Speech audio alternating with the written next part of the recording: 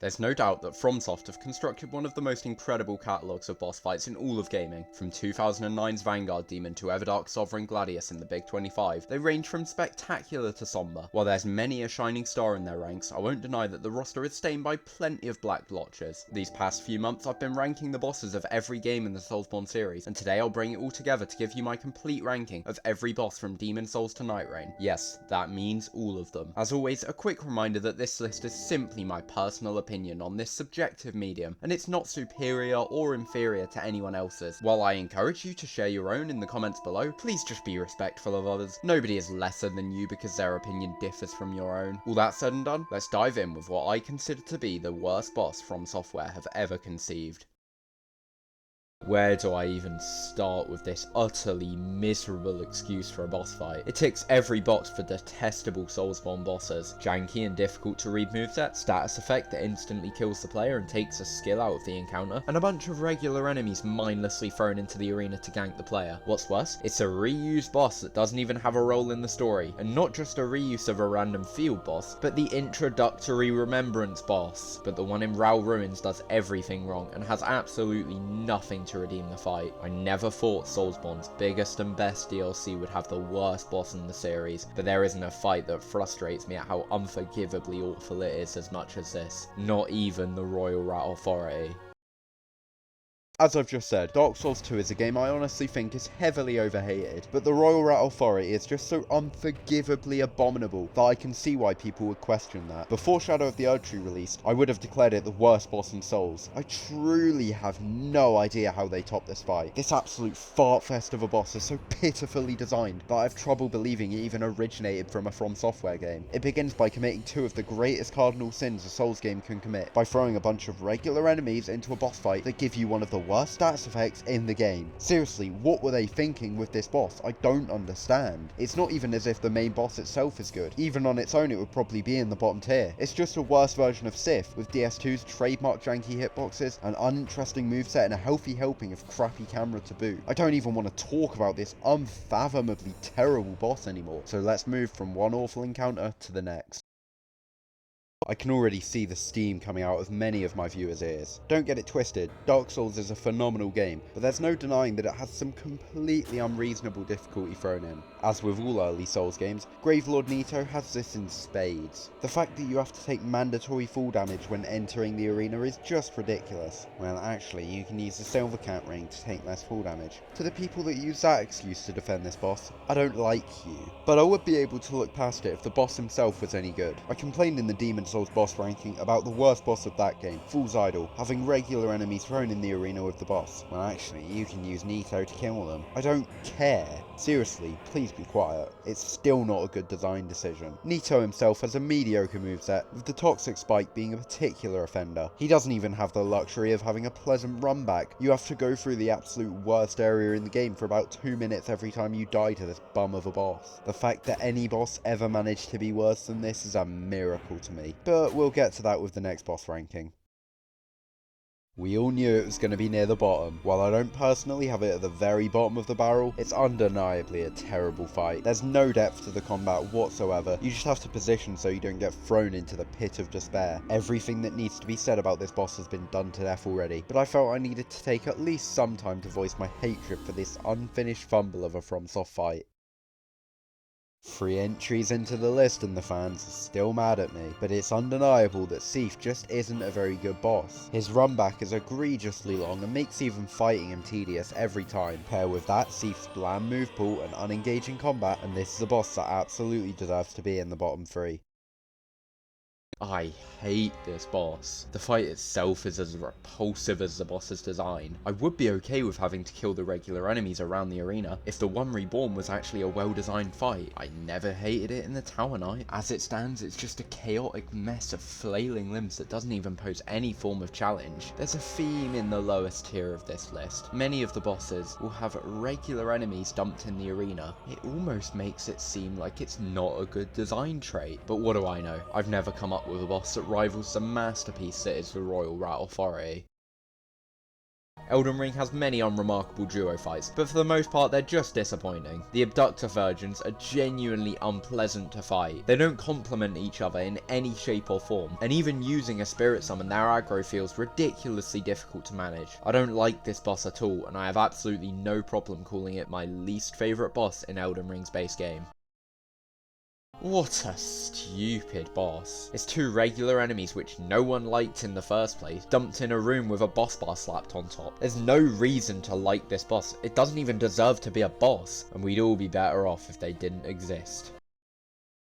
The Skeleton Lords are a boss that I don't typically see this close to the bottom of Souls boss rankings. Sure, nobody has ever said they're amazing, but I feel like I hate them more than most. It's a gank fight with some of the worst enemies in the game, the Bone Wheel Skeletons. They're not as awful here as they are in DS1, but they're still just incredibly annoying to fight. You essentially spend the whole fight running around the arena and killing regular enemies. It's not as offensively bad as this game's bottom boss, not even close, but they're not a remotely enjoyable fight, even by Dark Souls 2 standards.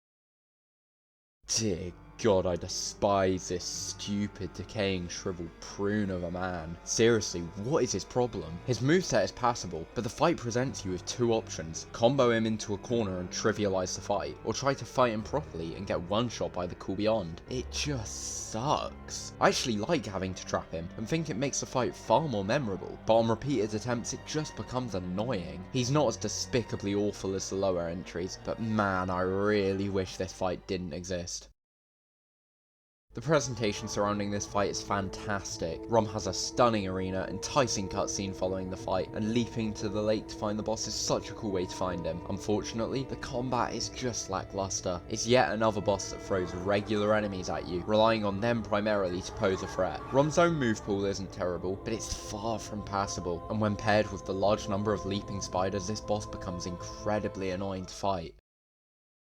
I really don't mean to give Dark Souls 2 a bad rap. I do enjoy the game, but I'm not going to try and deny just how awful some of its bosses are. The Belfry Gargoyles are essentially a worse take on the Bell Gargoyles from the original Dark Souls, a boss that, if you watch my last ranking, you'll know I'm fond of. The Gargoyles are either incredibly easy or incredibly difficult depending on when you fight them, but whenever you encounter them it's an incredibly dry and frustrating fight. Nothing about this boss stands out, and I can't even name a single aspect of the experience I enjoy.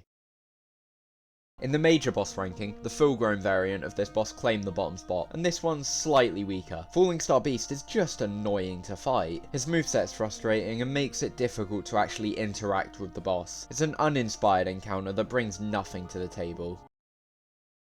The full-grown Falling Star Beast is marginally better than the regular. That said, it's still the weakest major boss in Elden Ring. It has a slightly more diverse moveset, though these new attacks don't make it much more interesting to fight. It's janky, its attacks are frustrating to avoid, it deals way too much damage and doesn't take nearly enough, and it's simply a terrible fight, one that I absolutely hate. At least it's slightly better in Nightreign, but still one of the most annoying night bosses to encounter.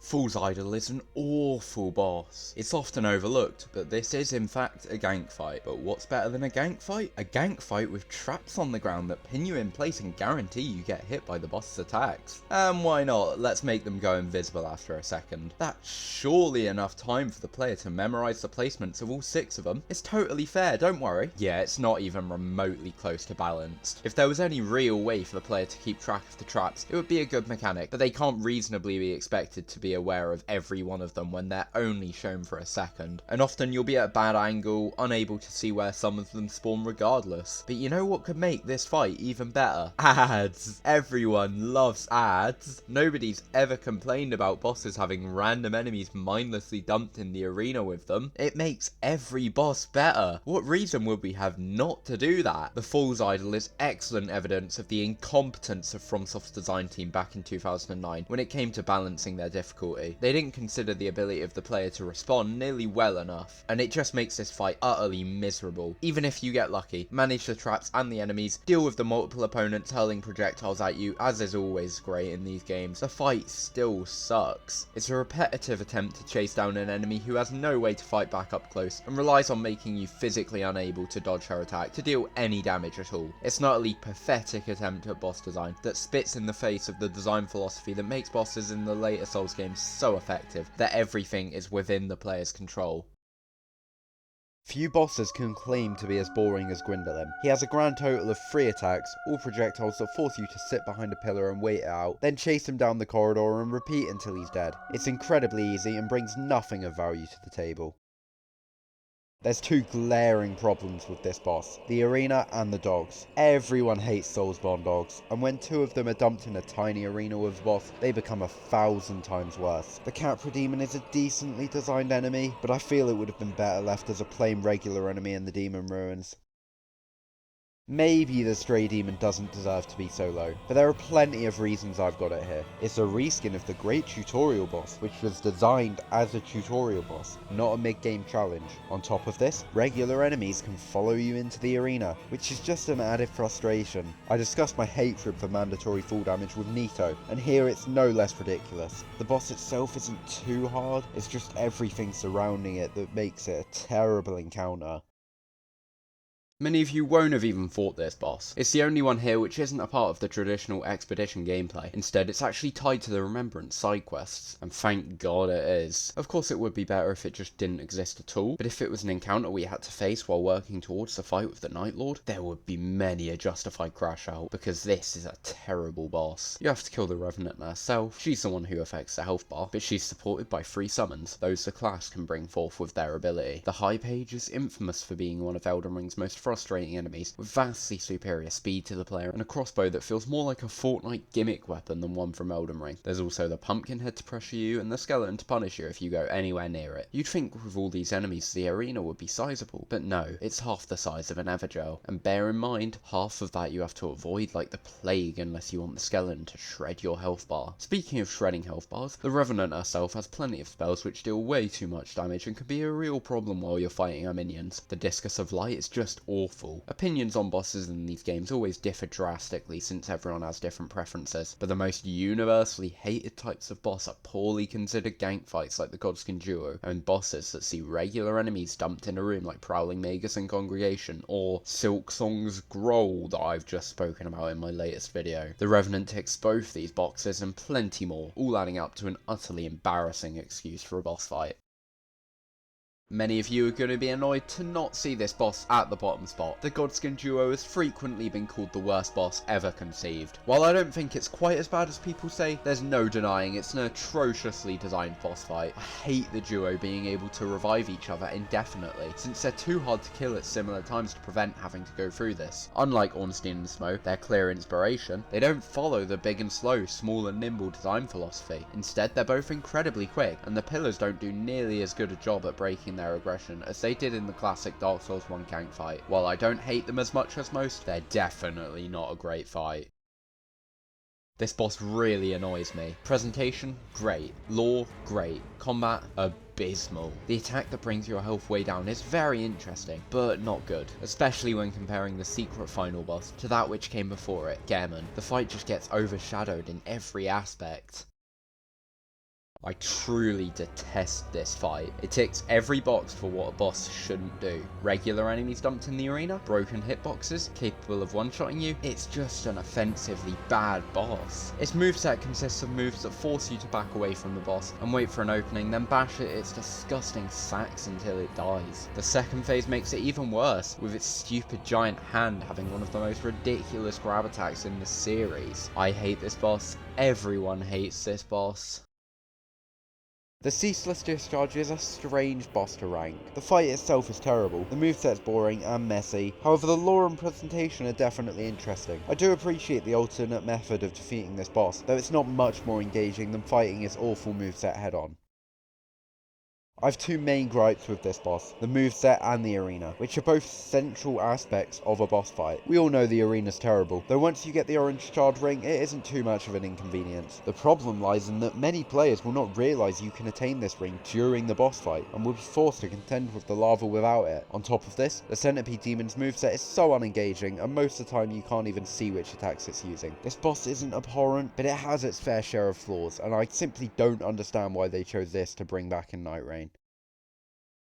I thought nothing of this boss the first time I fought it, then I encountered him while making my way to the Tumerian Queen, and I discovered just how awful he is. Bosses are supposed to have a distinct weakness that the player can capitalise on, or have all their moves give the player a good chance to counter. Tumerian Descendant discards these principles completely. He does immense damage despite his speed, and follows up combos almost instantly. I hate this pathetic excuse for a boss, and don't even remotely regret naming it the worst of the Chalice Dungeon challenges. At least their name is fitting. They really are an utter failure of a boss. They hit far harder than a gank boss ever should, have incredible range and too much health. Their movesets aren't terribly designed, unlike the bosses below them. It's just the way FromSoft made the failures utilise their attack pools in conjunction with one another that makes them incredibly boring to fight. They do have a pretty great soundtrack though. The Chalice Brainsucker is a contender for the easiest boss in the series. It's once again an instance of a basic enemy with a boss bar, but in this case it can't even comprehend putting up a fight. The boss is a case of R1 spamming until it dies in 4 hits. A miserable excuse for a boss fight. The concept for this boss isn't awful. Unfortunately, I take no pleasure in running through a hallway fighting regular enemies while getting run over by a pair of giant ugly horses. And even once that phase is over, the boss itself has a dull and one-dimensional moveset that just feels like a regular enemy anyway. Definitely not as bad as the bosses below it, but the Executioner's Chariot will never get any high honours in my books.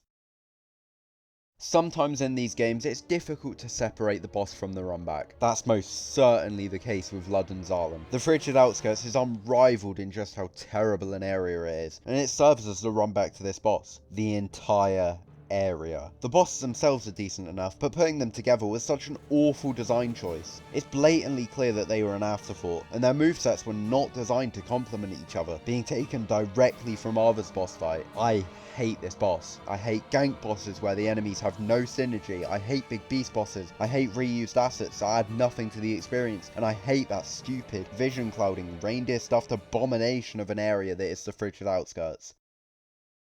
I dislike NPC fights enough as it is, but Emir really takes it to the next level. His own moveset is just awful, with homing projectiles that don't really pose any threat other than being a constant annoyance, and basically nothing to defend himself at close range. Add a bunch of mindlessly dumped finger creepers in the arena, and you have a recipe for a truly irredeemable boss fight. The Shadow Tree avatar at least has an interesting concept, but I just feel all of its moves are unenjoyable to engage with. If it was a fun boss, I'd love seeing it burst back from the dead, but all I could think was, oh, I have to fight him again. Boring. There was no need to have it rebirth twice. The third phase loses all of its intrigue. It just doesn't give me any of the elements of a boss fight I truly enjoy.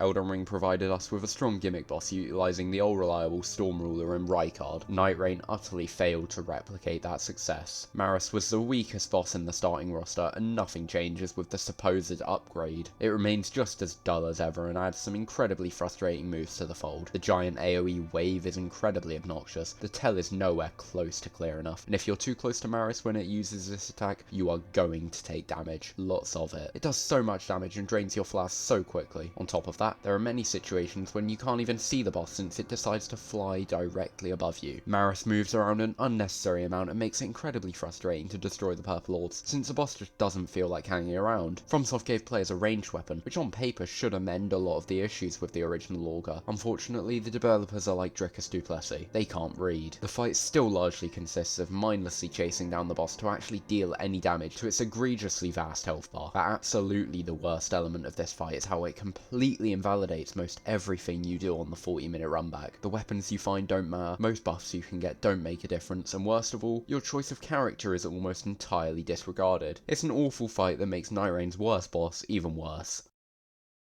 This is definitely one of my least favourite fights in Dark Souls 3. The Ancient Wyvern is more of a level hazard than a boss. You can either fight it head on, or go around the arena to perform a plunging attack that kills the boss in one hit. Either way it's extremely easy, and either way it's pretty terrible. Though it certainly doesn't compare to the lows of the earlier games in this trilogy. This boss is a slightly harder but also less enjoyable take on Miranda, dumping an Omen Killer into the arena with her. But by no means is it difficult. The Omen Killer is actually a decently well designed enemy, but it's just far too easy to beat the Omen Killer and wail on Miranda once he's dead. It's an unmemorable and unfulfilling boss encounter, which is an issue I feel is present in many of Elden Ring's dungeon bosses. This has got to be our winner for the title of single easiest boss in the series. Seriously, it puts Pinwheel to absolute shame. I just stood in front of her and swung my sword like there was no tomorrow. I didn't move the entire fight and I didn't get hit once. I just feel bad for this pathetic flower, but I can't justify putting such a terribly designed boss outside of the bottom tier. It is a good sight when you see her in Nightreign though. Free item drop, free runes, brilliant. I've seen plenty of memes about how Wormface is one of the worst bosses to see at the end of the day in Nightreign, and yeah, I agree. It's not difficult, it isn't frustrating, there's not much risk of dying here as long as you're paying attention to your Deathblight build-up. In fairness, I think conceptually as minions dropping Deathblight crystals is really cool, and a nice way to vary the fight from their Elden Ring base game encounter. Unfortunately, it isn't mechanically engaging. Rats are one of the worst enemies in Souls, and the crabs aren't exactly fun to fight either. Wormface just doesn't translate well to Nightreign, and while I appreciate what FromSoft tried here, it just isn't an enjoyable fight.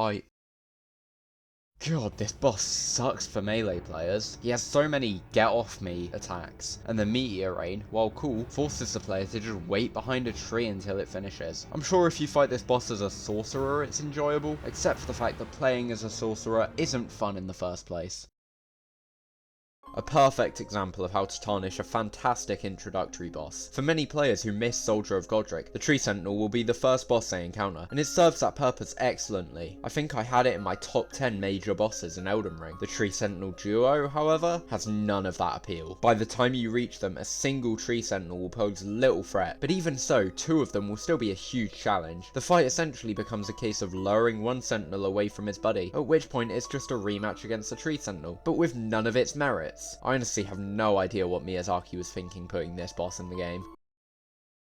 The Crystalline Trio isn't a hugely notable fight, which is why it sits just outside of the bottom tier. It's by no means an impressive encounter. Even with a summon, fighting 3 enemies isn't particularly enjoyable, and there are no measures put in place to manage this, aside from each having different weapons, but they're never going to struggle to make you miserable.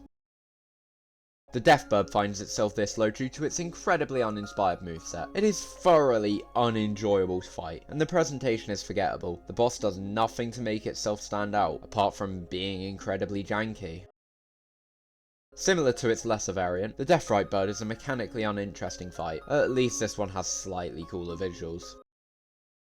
I cannot put into words how much I hated this boss on my first playthrough of Demon Souls. I hate how it forces you to the back of the arena. The combat and hitboxes are incredibly janky, and the fight overall is just so repetitive. On repeat playthroughs I haven't hated it all that much, but it's never a boss I look forward to fighting. It just feels like every element of this fight is designed to make the player hate it. There's nothing here that makes me think, yeah, I can see what they were going for here. That kind of thing could be enjoyable. There's nothing of value in this fight. It really sucks. Necromancer Garrus is one of the least notable fights in the series. His moveset isn't the worst, but yet again he summons regular enemies to annoy the player. Even worse, it's Elden Ring's incarnation of the Bone Wheel skeletons. Overall, he's just a completely forgettable boss and has no standout qualities. Due to the speed of this boss's attacks, I find them pretty tough to engage with. That's not to say it's fun, the moves are just hard to react to, so it provides none of the gratification of overcoming a huge challenge. Admittedly, this boss is still really easy, since spirits, jumping attacks, or staggering can trivialise it. Its design is cool, but the Cemetery Shade itself is a pretty unremarkable encounter, and really poorly designed enemy. This boss is pretty damn bad. A room full of rats that can inflict toxic? No thank you. This boss's only saving grace is that it's pretty easy, so I don't have to worry about getting destroyed by the clear BS difficulty. It's a gank fight with a ton of enemies in a room. Can you really expect it to be any higher? It's questionable if this should even be counted as a boss. It's a room full of regular enemies that poses less of a threat than most of the enemy encounters outside of Dark Souls 2's boss fights. But it does ultimately have a glaring red health bar on the screen, so I have to include it. It's not the worst boss ever by any means, but it's just too pathetic to be any higher. Ancient Dragon is typically seen at the bottom of these lists, alongside the Bed of Chaos, though it doesn't make me quite angry enough to place it that low. The sum of its parts is admittedly pretty bad, but it's a less offensive boss than those below it in my eyes. Once you figure out the fight, it's pretty easy, and while not fun by any means, it almost manages to be a serviceable encounter, at least more so than everything below. This is certainly the worst version of the Estelle fight for me. The Remembrance Estelle has the benefit of being the final boss in one of the game's biggest NPC questlines, and is found in a much cooler location. The slight differences in their moveset also contribute to the difference in my opinions on the variants. I don't enjoy the Stars of Darkness's cloning, whereas I think Natural Born's Waves of Darkness are well designed attacks. Natural Born of the Void is undoubtedly the better version of this fight.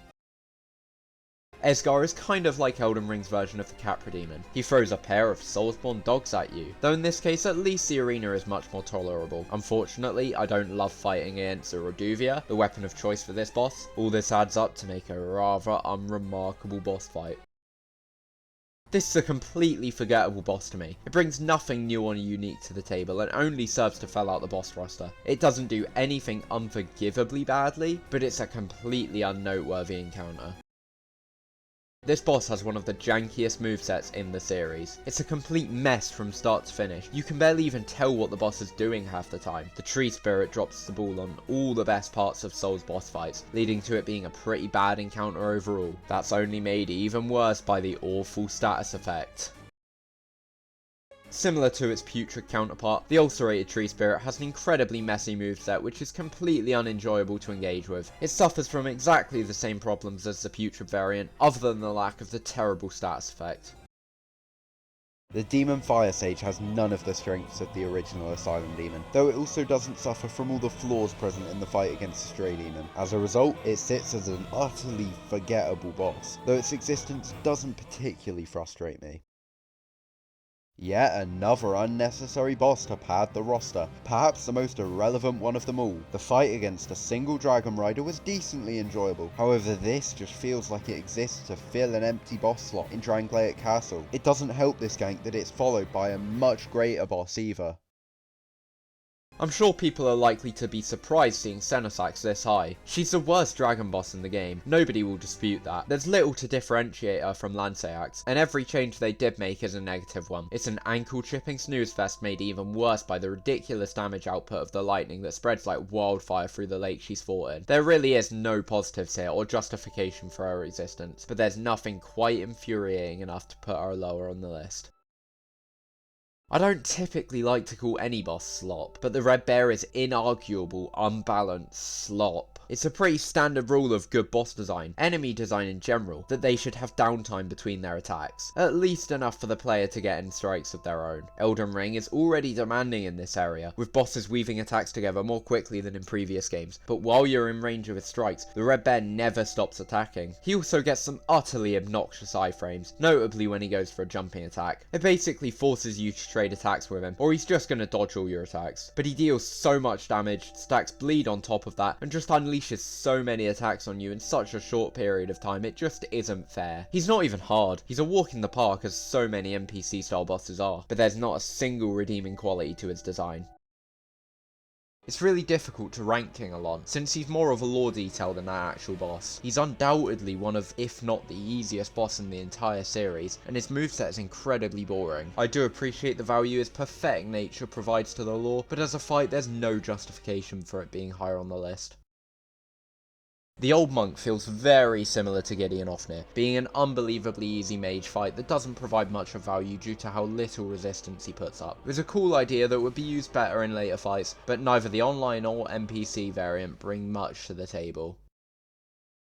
This boss would be tolerable if it wasn't for the arena. Their movesets are surprisingly well balanced for a gank in the first game of the series, though they're absolutely not perfect. The main offender of this duo boss is just how awful their level feels to fight on. It's an unnecessarily narrow bridge, which the man-eaters have a variety of ways to knock you off of, and they spend half the fight flying around such that melee builds can't even hit them. It's just not enjoyable.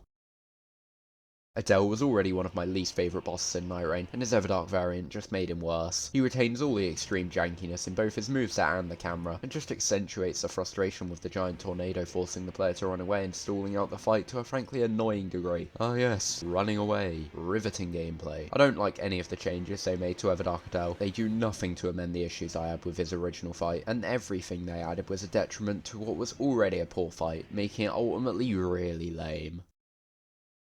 Osiris is a fascinating encounter. His descent even further into madness throughout the fight is a great touch, and his dialogue and the lore surrounding him is both chilling and enthralling. However, I just can't overlook the terrible mechanics of the fight, the incredibly janky hitboxes, and the boss's overall randomness. My pick for the easiest boss in Bloodborne, and one of the easiest fights in the entire series, the witches are an incredibly dull fight. I distinctly remember my friend Shortman dying to this boss on his first attempt, and me mocking him relentlessly for it. They're not an offensive fight, but as with many of the entries at this point of the list, they're just unbelievably dry.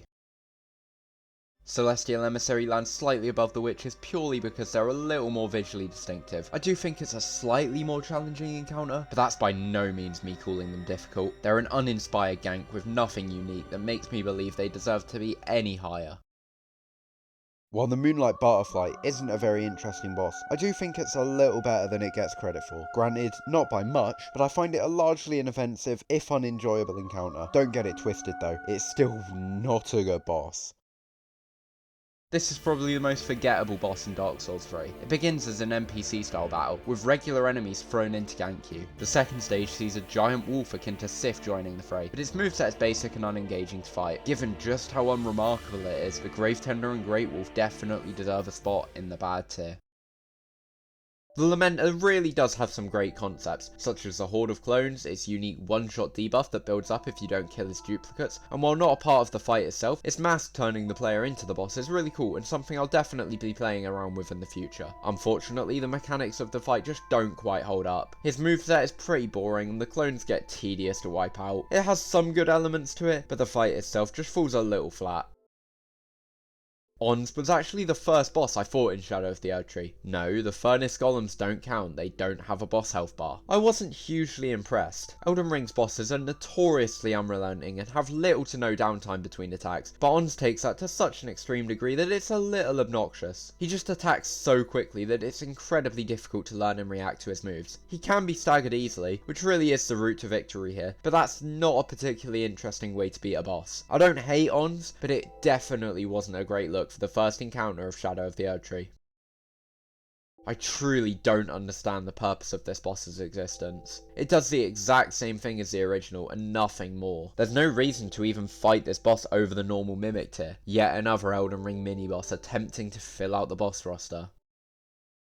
Well, we all know everyone absolutely loves having ads dumped in the boss fight. Everyone adores NPC-style enemies. Nobody's ever had issues with those design choices, especially not me. To be fair to Libra, his Everdark variant wasn't bad for the reasons I expected it to be. I liked Libra's regular fight, but I wasn't oblivious to its flaws. The magic spam became very frustrating at points and reeked of an overlooked element of the boss. And given the changes made to the previous Everdark Sovereigns, I expected the magic spam to be turned up from 1 to 100, artificially increasing the difficulty. Thankfully, Ishizaki didn't take the boss in this direction, to my surprise. Unfortunately, there's a whole new reason I don't like Everdark Libra. His entourage. I don't like ads. They never enhance a boss in my eyes. They're always a detriment, and here they absolutely are again. It's not even like the movesets of the ads are well designed. They're just given weapons obtainable to the player in Nightreign, and often will simply spam projectiles, another element of FromSoft's porous boss designs. Libra's own moveset doesn't really get any great new moves. It actually gets diluted to allow the players not to be overwhelmed by his allies, but it's still easy to get swamped regardless. Worse is the lack of a cap on the number of minions Libra can spawn, making it very possible for a team of 3 to get jumped by upwards of 6 NPCs at a time. I do like the curses Libra can cast, especially the one in which he incites a riot. It's just a shame that FromSoft made all the wrong decisions on the conceptual level of Everdark Libra's inception.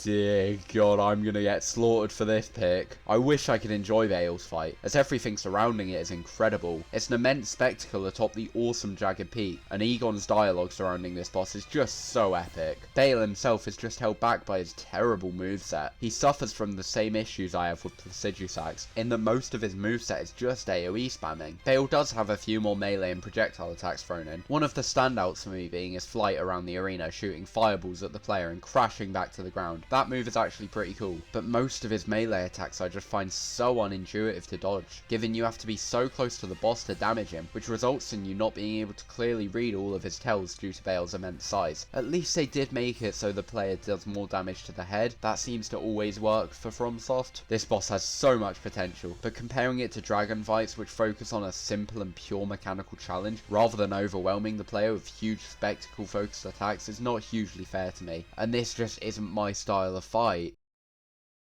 Dryleaf Dame faces problems present in virtually all NPC style bosses, and throws in the excessive aggression of Swordmaster Ons. It's not to nearly as egregious a degree, but he can still be very frustrating when he puts the pressure on you. He's a serviceable showcase of the Dryleaf arts, just not a particularly engaging combat encounter. The Black Blades are an interestingly designed boss, with a cool moveset, though some moves are very challenging to dodge. Unfortunately, their size really impacts how enjoyable the fights are, so for me it just doesn't deserve to be any higher on the list. The best bosses in the series, in my opinion, are those which feel like a true exchange between powerful combatants, which is why I love the dual style fights. To the Black Knife's detriment is that it doesn't feel like an exchange. It's more of wait for the boss to attack, dodge, get a few hits in, then wait, and wait, and wait, while the boss just sits there invisible. It's just not all that fun. Alecto suffers somewhat from the issues of our lesser counterparts. It's a much more engaging fight, but it does feel slightly overtuned in terms of just how quickly the boss can chain attacks together. It's an unenjoyable fight for similar reasons to the normal Black Knives, but the difficulty does do it a favour by making it a bit more involved. This is my pick for the worst boss in Sekiro, and is pretty widely regarded as such by the community. It's FromSoft's classic inability to handle ganks, and unlike fights such as Ornstein and Smoke, there's nothing altered about the boss to balance the multiple enemies. Thankfully it isn't too difficult since the firecrackers make it much easier to whittle them down, but compared to the rest of Sekiro's amazing boss roster, this fight completely falls flat. Meta as a boss absolutely fascinated me. I was never expecting to learn more lore about the fingers in the DLC, but it becomes one of the most interesting things to discover. Meta also has an incredible visual design, and the arena being submerged beneath the sea is just so cool. Unfortunately, that's where the positives end, as I feel the fight itself isn't particularly fun. Her attacks have some strange hitboxes, especially the finger slaps from her side. It's not one I hate, but the most important thing for me in a Souls boss is that I actually enjoy fighting them, which I simply don't get with Meta. The Wet Nurse's greatest strength is the spectacular presentation of the fight. The score is one of my favourites for how unique and ominous it is, in contrast to most of the series. Unfortunately, this boss can potentially be the final fight of the game, and it pales in comparison to Gehrman. It's admittedly much better than the Moon Presence, but that's not a massive point in this encounter's favour. It's mechanically dull, deals way too much damage, and even then, it's just a jokingly easy waiting game of booty smacking.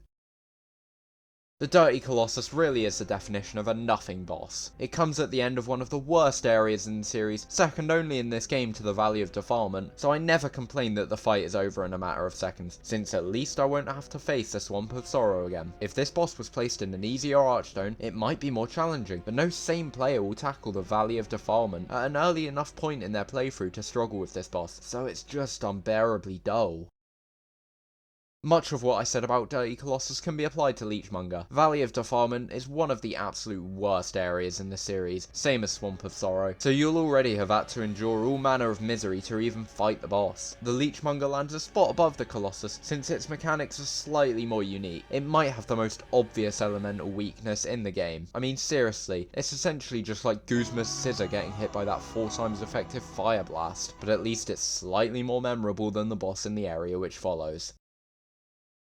I don't think I hate Gaius as much as most of the community, but he really isn't a particularly good boss. His moveset is filled with broken hitboxes and obnoxious attacks, which just feel unenjoyable to fight. His design is relatively forgettable by Elden Ring standards, and has nothing to leave an impact on the player other than the tainted memories of how awful his moveset is.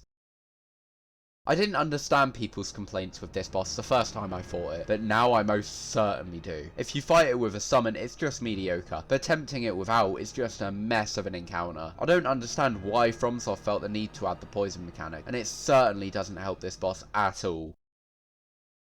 The best way I can describe this boss is just plain underwhelming. Given he was the new final boss added in the Scholar of the First Sin edition, you'd think he'd be an improvement on the already mediocre climax against Nashandra. However, Aldia manages to fall short of even her, being a thoroughly boring encounter that provides little challenge and sees you waiting ages for him to be vulnerable, by which point I've lost all engagement with the fight. It only took me one attempt to beat Aldia, and it's not a boss I wish had taken me more. This is a perfect example of how not to do an NPC style boss. They're incredibly easy to kill individually, and together they're just a messy and mechanically bland fight. There's little of note to say about this boss, as they're more akin to a Dark Souls 2 enemy gank. Yet another shoddily made duo fight from Elden Ring. The demi-human duo feel more like a regular enemy encounter than a boss. I would have enjoyed the stealth aspect of the fight had it been a level encounter, but it's a gank with regular enemies thrown in to gank you even harder. At least it's not remotely difficult.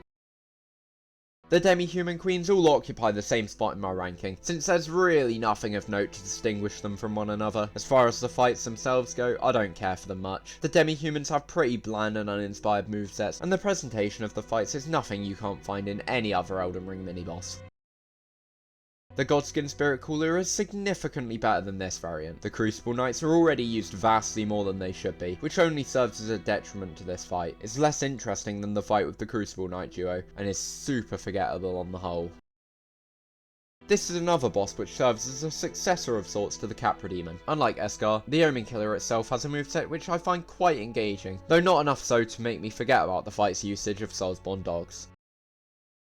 This spot belongs to both the Dragonkin in the Lake of Rot and Sire of a River. While I enjoy the Dragonkin Soldier of Noxtella a great deal, it placed really highly on my major boss ranking. The regular Dragonkin soldiers are just not very enjoyable. Their movesets are pretty boring, and the presentation is mediocre at best, especially when they're vastly overshadowed by a far better version of virtually the same boss. This is unquestionably the worst experience I've had in a Souls game. Granted, it wasn't the game or even the boss's fault. The short man right hooked me and gave me an abscess, so I was not having a pleasant week. However, disregarding this, the Royal Revenant still isn't an impressive boss. It's essentially a regular enemy, and not a hugely well designed one either. At least with some of Elden Ring's dungeon bosses, they use well designed enemies such as the Cleanrot Knights. Largely considered the worst Night Lord at the time of release, Maris placed at the bottom of my list then, and I still think of the fights I included in that video, this is the weakest one. Fighting this boss as any class other than I is like walking on hot coals, but not scorching ones, just ones hot enough to be unpleasant. It's so unbelievably boring. It's not even a fight, it's a chase. People, myself included, always complain about having to chase down Mikolash, and while Maris isn't anywhere near as bad, it's the same thing here. Even if you do play as I, the fight still sucks, since there's basically nothing the boss can throw at you that's actually interesting to engage with. I guess the nuke it drops comes kind of close, but most of Maris's moveset is just so dry. The sleep AoE also sucks. For one, the way you deal with it isn't intuitive to figure out. Most players won't realise how to on their first run, leading to what feels like utterly unfair damage that ruins a 45-minute run. Even when you do figure it out, trying to communicate with randoms to save their ults for the boss is basically impossible. With a team of your own it's fine, but for some reason randoms still don't seem to have learned how to deal with it. Everything about this fight, aside from the presentation, which isn't even anything all that spectacular, is plainly unenjoyable. The Crucible Knights are some of my favourite enemies in Elden Ring, with the one in the Stormhill Evergel being near the top of my boss rankings, but the Golden Hippo didn't do quite so well, falling towards the bottom of the mediocre tier. This fight actually does do something new though, and frankly I can't fault the execution. It uses the classic technique developed by fights like Bell Gargoyles and Man-Eaters, where the second enemy will join the fight when the first reaches half health. But aside from that, there's nothing new here. Both have the same movesets as they did in the original Elden Ring, and though they surprisingly don't make the fight terrible when you have to face them together, they don't exactly enhance each other's movesets either. Being the first boss I fought in the notoriously hated Dark Souls 2, the last giant did not serve to remedy my apprehension towards the game. I have been enjoying it to this point, but comparing the last giant to Cleric Beast, Gundyr, Asylum Demon and Tree Sentinel, the first bosses from the Souls games I previously completed, it absolutely pales in comparison. He has an unengaging moveset, and the fight boils down to chipping at the ankles while facing off against janky hitboxes, which is never a great formula for a Souls boss. The Deacons are an undoubtedly easy boss. Despite this, my first playthrough experience with them was incredibly unpleasant. They are one of the better enemy-filled room-style bosses, with some captivating lore and an incredible orchestral score they're definitely not deserving of. Despite this, their standing as an uninspired gank boss keeps them in the lower tiers. What a massive downgrade from the Remembrance fight. Mediocre is dumped into a small room which he can cover with his attacks. Visually he falls so far short of his true form, and the mechanics are just kind of boring. He reminds me of the Great Shinobi Owl the way his weapon covers the entire width of the arena. My opinion of this fight may be a little tainted, since I beat the Lord of Blood first, but I just don't find anything all that worthwhile in this fight beneath Lanedale. This is one of the laziest bosses in the series. I'm sure there's a lore reason why Gobroy exists, but the fight really just is a recycling of a pretty good boss. Mechanically it is solid since it has Godric's moveset, but it really just needed to distinguish itself more. On the day of the DLC's release, I kept hearing horror stories about this guy. He's so hard, he's unfair, he deals too much damage. What? No, you're getting mauled by a boss with no Shadow Tree fragments? To be fair, there's a good chance this boss will be the first player's encounter, so maybe he could be a little easier. Even aside from the difficulty, he's a standard NPC style boss, with the infamous high page crossbow that everyone hates, and a greatsword which always hits you when it feels like it shouldn't. No idea why they changed the name though.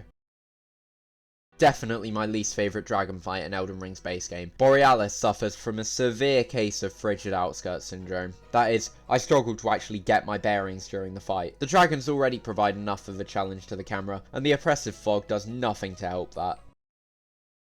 X-Ikes is one of the most forgettable dragon fights. It doesn't help that it's not particularly fun either, mechanically being the least engaging of the Elden Ring dragons, and he also bears the worst status element of any of them.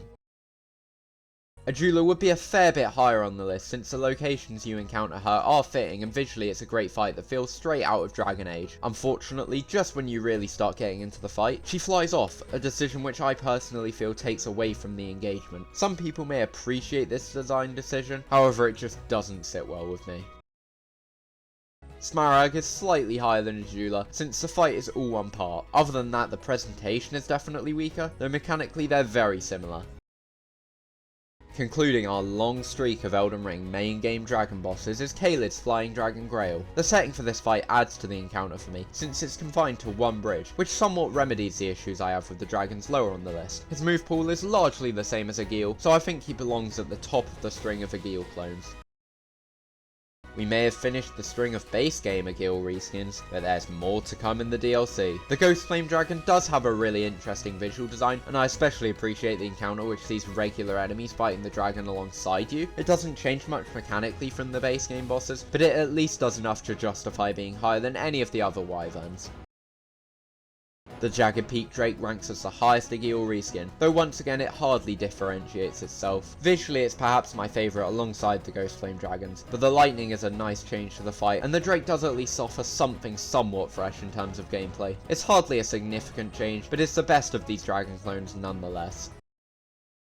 I'm aware that most people prefer the Everdark variant of Adele. I appreciate the high difficulty, but as explained in that entry, I don't think the additions it made were positive. If you've seen any of my other videos, you'll know I'm generally not a fan of big beast bosses, leaning more towards refined duel style fights. Adele is as much a big beast as you can get, and he carries all the issues I have with them. He fills most of the screen, his attacks feel janky due to his erratic movements, and it can be difficult to distinguish their tells. I don't think Adele is terrible, but I simply don't enjoy this encounter much. It doesn't do anything particularly terribly, it doesn't spawn ads in the arena or have damage the player can't possibly avoid. It's just so far from the kind of fight I enjoy. I honestly don't even remember fighting this boss on my first playthrough. When I was clearing up the last few bosses in the series, I was sure I'd never beaten them, but reaching the location of the boss fight I found nothing. I assumed since I didn't even remember the fight, it was incredibly forgettable, and that's why I put it in the upper echelon of the bad tier. In my most recent playthrough, I fought them once again, and yeah, that placement didn't change. The Putrid Avatar is a case of an already mediocre boss getting an annoying status condition dumped on top, and it dragging the fight down as a result. The Erdtree Avatars have a decent enough moveset, and thankfully aren't terrible bosses, but the Putrid Avatar is a reuse of an already abundant boss which has status ailments to make it worse. While Aldia takes the bottom spot for soulsborne final bosses, his predecessor Nashandra doesn't make it much higher. Her moveset is bland and uninteresting, and the curse mechanic serves only as an annoyance. Her lore and design is admittedly great, with a chilling cutscene, but the fight itself is just completely unengaging. Add to that the threat of gravity should you stray too far to the back of the arena, and you have a recipe for a boss I'll never enjoy. Mithra is just a fairly bland fight. Her moveset is boring, her arena is dull, and while the mechanic of lighting the level on fire to drain the poison is a detail I appreciate, there's little to no indication you should do that without looking it up online. All that ties together to make Mithra one of the series' most forgettable bosses, and one I've never much cared for. I'm probably one of the few people in the Souls community who doesn't have this boss towards the bottom of my list. I still don't think it's great, but I do find it to be a pretty funny fight. And while not all that fun, it's at least more engaging than many of the fights below it, due to the element of strategy present in the fight. This boss is infamous for being a lazily designed and annoying gank. It's either incredibly easy or unreasonably difficult depending on how fast you're able to kill the Misbegotten, since dealing with both bosses at once is a near impossible feat. On top of this, both these enemy types are used much more effectively at other points in the game, and placing this duo in the same area as General Radahn was never going to bode well for them. Most people will consider this a minor boss, but it can be required to reach Bale depending on your path to the Jagged Peak, and this was the path I took first. It's my video and I've chosen to include it. That said, it does fall short of most of the major bosses in Elden Ring. I don't love NPC fights generally, and while there are many that do a better job with this formula than Ancient Dragon Man, he tends to simply mash buttons and pray clips you with the edge of his sword. It's just nowhere near as engaging as a more deeply considered boss would be. I don't hate Wolnir as much as many. His design is really cool, he has a great atmosphere and awesome lore. It's just disappointing that the mechanics of the fight don't hold up. Most of the time you won't even get to see his second phase since he's so ridiculously easy. This is one of the most boring bosses in all of Souls. It's a mechanically dull game of cat and mouse, combined with an even more monotonous ankle-chipping race to the finish. It's definitely not helped by the fact that the Guardian Dragon is an enemy many players will already have faced outside the Cathedral's Blue, where it was even less entertaining than its boss counterpart. I feel like the old Iron King gets a bit more hate than he really deserves. He's by no means a breathtakingly great encounter, but the boss itself isn't egregiously bad. The hole in the arena is unnecessary, but I've never found it to be overly annoying. While I've defended the king, his moveset is flat, and I'm not going to try and justify giving this mediocre fight a higher placement. I really can't stand this boss. It caps off potentially the worst region in Elden Ring, and provides yet another ankle-tripping fight against a giant. Back when Elden Ring first launched and I reached this boss on my first playthrough, I ended up cheesing him by making him jump off a cliff. I've since beaten him properly many times, and the cheese was by far the most enjoyable way I've beaten him. Freya is an example of a pretty harmless use of additional enemies in a boss. Granted, it's still not perfect, but they're inoffensive and don't harm the fight too much. The standout part of Freya's design is being able to attack both sides of her, with a vulnerable face on each side. This makes it much more mechanically interesting, though it isn't particularly my type of fight, and on my New Game Plus playthroughs, she became frankly plain frustration, since basically every attack from her, or her minions, would one-shot me. And let's not even get started on a Nightreign redesign. That fight is just not good at all. Half-Light is a pretty boring NPC encounter. I think the boss itself has a decent enough moveset, but the additional enemies that spawn alongside it just make this fight feel like a chore. Further adding to the drawn out dullness of the fight is a long speech by the Judicator at the start, which the first time round is cool, but then just becomes annoying. The online aspect of this fight taken from the old monk is a nice touch, though it still suffers from the same problem as that fight many years later. Yet another boss that finds himself in the bad tier due to its low difficulty. Gideon Ofnir unfortunately fails to provide an engaging encounter against one of the most significant figures in the lore of Elden Ring. He'll spam the same 3 attacks over and over, but his low vitality never fails to make him a walk in the park. The Bloodletting Beast starts off our tier of mediocre bosses with an ankle-chipping encounter against a vast enemy who fills the entire screen. His moveset isn't fun to engage with, and the damage you'll take in this fight is likely just due to not being able to see his attacks coming. The Grafted Monarch at least does add some slight variance on Godrick's original moveset, but he's far from making any notable improvements. I don't dislike this fight, I'm never unhappy to see it, but there's just nothing of value brought to the table, unlike many of Nightreign's other night bosses. The Four Kings aren't all that terrible, but I just don't enjoy the DPS test. All this fight really consists of is attacking relentlessly and hoping you can kill one king before the next spawns. The setting is really cool, but the runback sucks and the Abyss makes depth perception a large part of the boss's challenge, and I always hate that. This demi-human duo employ a similar design strategy to the Crucible Knight and Golden Hippo, in slapping two separate bosses from Elden Ring's base game together to make a gank. But in this case, it's handled slightly better. Being one of the Knight bosses for Gladius's expedition, it poses a solid challenge for new players unfamiliar with Nightraign's mechanics, and forces them to adapt to the strategies they can use to overcome these obstacles. The Queen and Swordmaster actually go surprisingly well with one another, and there's not too much conflict created by the clashing of their movesets. It's a surprisingly passable boss, though it's still not exactly anything remarkable. Vyke is a hugely significant part of Elden Ring's lore, and his design and moveset are awesome. Unfortunately for Vyke, I do find him somewhat frustrating to fight due to just how fast his tracking is, and frenzy attacks are never fun to deal with. His lightning strike also has ridiculous lock onto the player, and since he's an Evergaol boss, his arena isn't all that special. None of that makes him a bad boss, but he's held back from being as good a boss as he could have been.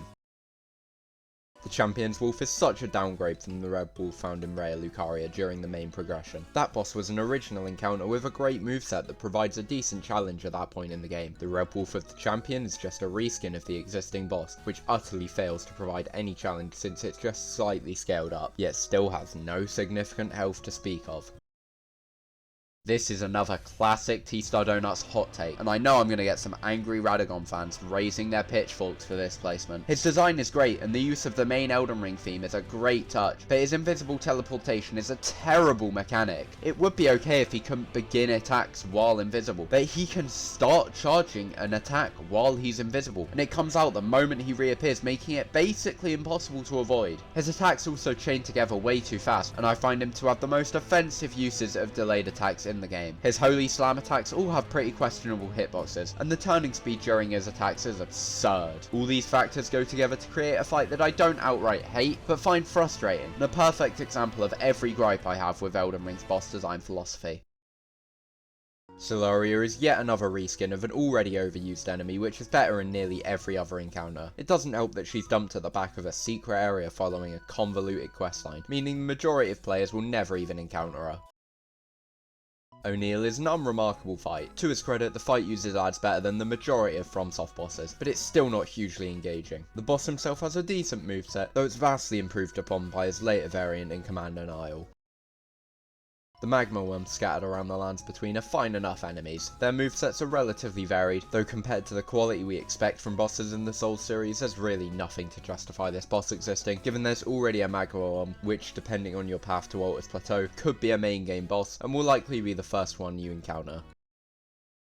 Great Worm Theodorix is a similar case to his average counterparts. Nothing really changes about his moveset, though he does become more difficult and his name distinguishes him from the others, so he's a spot higher on the list. Concluding our trio of Valley of Defilement bosses is the final boss of the area. Maiden Astraea is yet another boss which doesn't have much of a fight attached to it. There's an encounter with her loyal knight Garl Vinland, but it's pretty easy if your build has any kind of range. After that, Astraea just gives up and dies. I do really like her as a lore piece and a creative take on boss design, which is why she makes it so high despite her underwhelming challenge.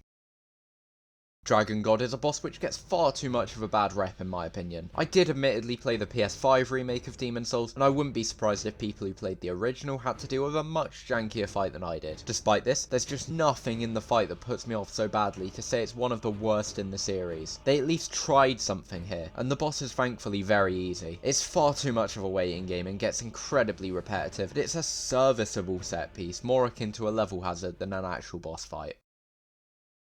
I know Jory is a particularly unpopular boss. I can understand that, but I don't think he's that awful. Don't get me wrong, he definitely deserves his placement in the bad tier, but there's some redeeming qualities here. Some. So let me defend my placement. Pretty much all his moves are really well designed, and feel great to interact with. I think most people have issues with the gank element of this fight, but I actually really like the enemies he chooses to summon. On their own they're great, and they actually do go well with Jory's own moveset. The problem arises when he decides to use his spiral pillar attack, which can put you into some very bad positions. At least it's not as bad here as it is on that stairway towards the end of Enira Lim. Jory doesn't do anything special, and what he does do isn't handled as well as it could have been, so I'm not a massive fan, but he's certainly not terrible. Rakshasa is another of the underwhelming jail bosses from Shadow of the Erdtree. She deals way too much damage and attacks relentlessly. The blood loss build up is honestly a no factor because once she's hit you enough times to build it up, you're dead anyway. She's not terrible and her moveset is reasonably well designed, certainly not unfair, but she just doesn't have much to offer. The Beastmen aren't a terrible gank, and I appreciate the use of stealth in this fight making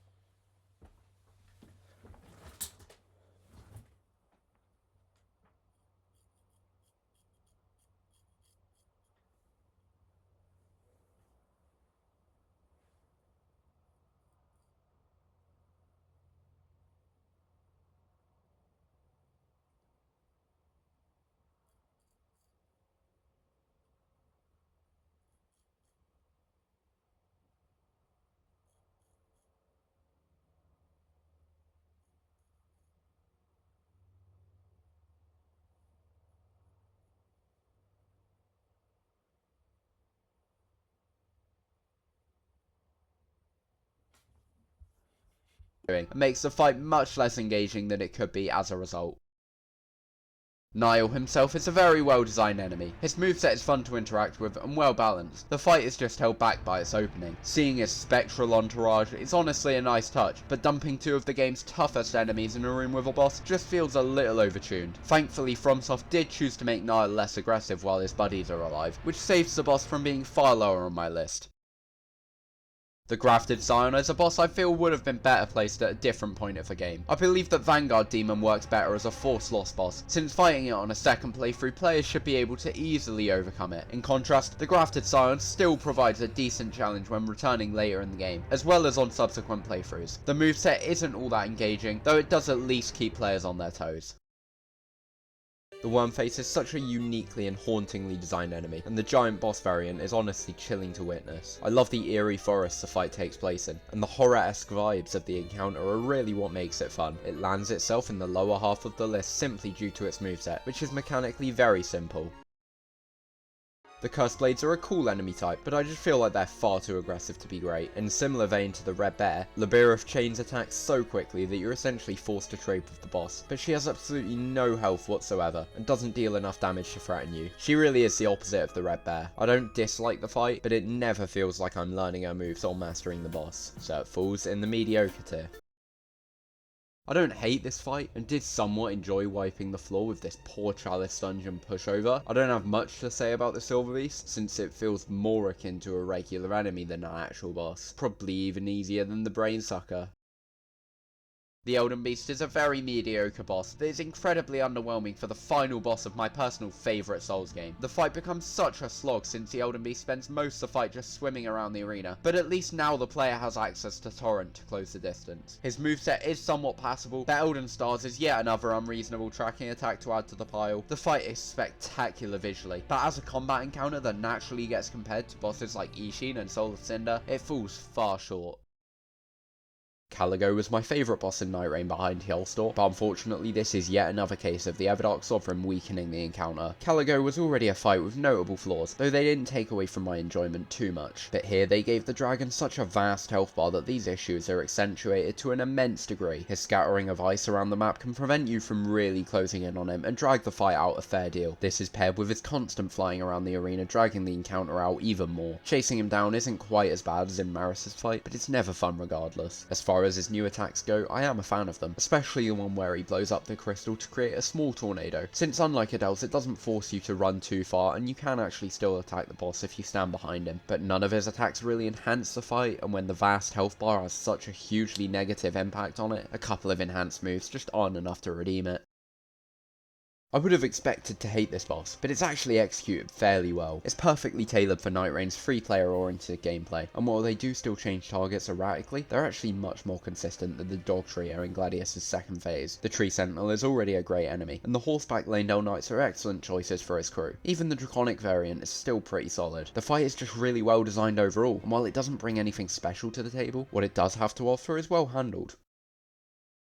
The Erdtree avatars are probably the most commonly found boss in the series. There's at least one in every region of the game, and for the most part they don't change up their moveset much. To their credit, they bear a pretty good moveset akin to the classic Asylum Demon from Dark Souls. While I think their heavy usage works in the context of the game, it does detract from the boss's quality somewhat. Following one giant boss with another, Bowls is a variation on Elden Ring's classic troll enemies. Unlike the Stone Digger Troll, Bowls is actually an enemy design which can be found elsewhere in the game, which dampens some of the novelty of the encounter. The fight is thankfully pretty cool and mechanically solid, it's just a shame it fails to really leave a mark.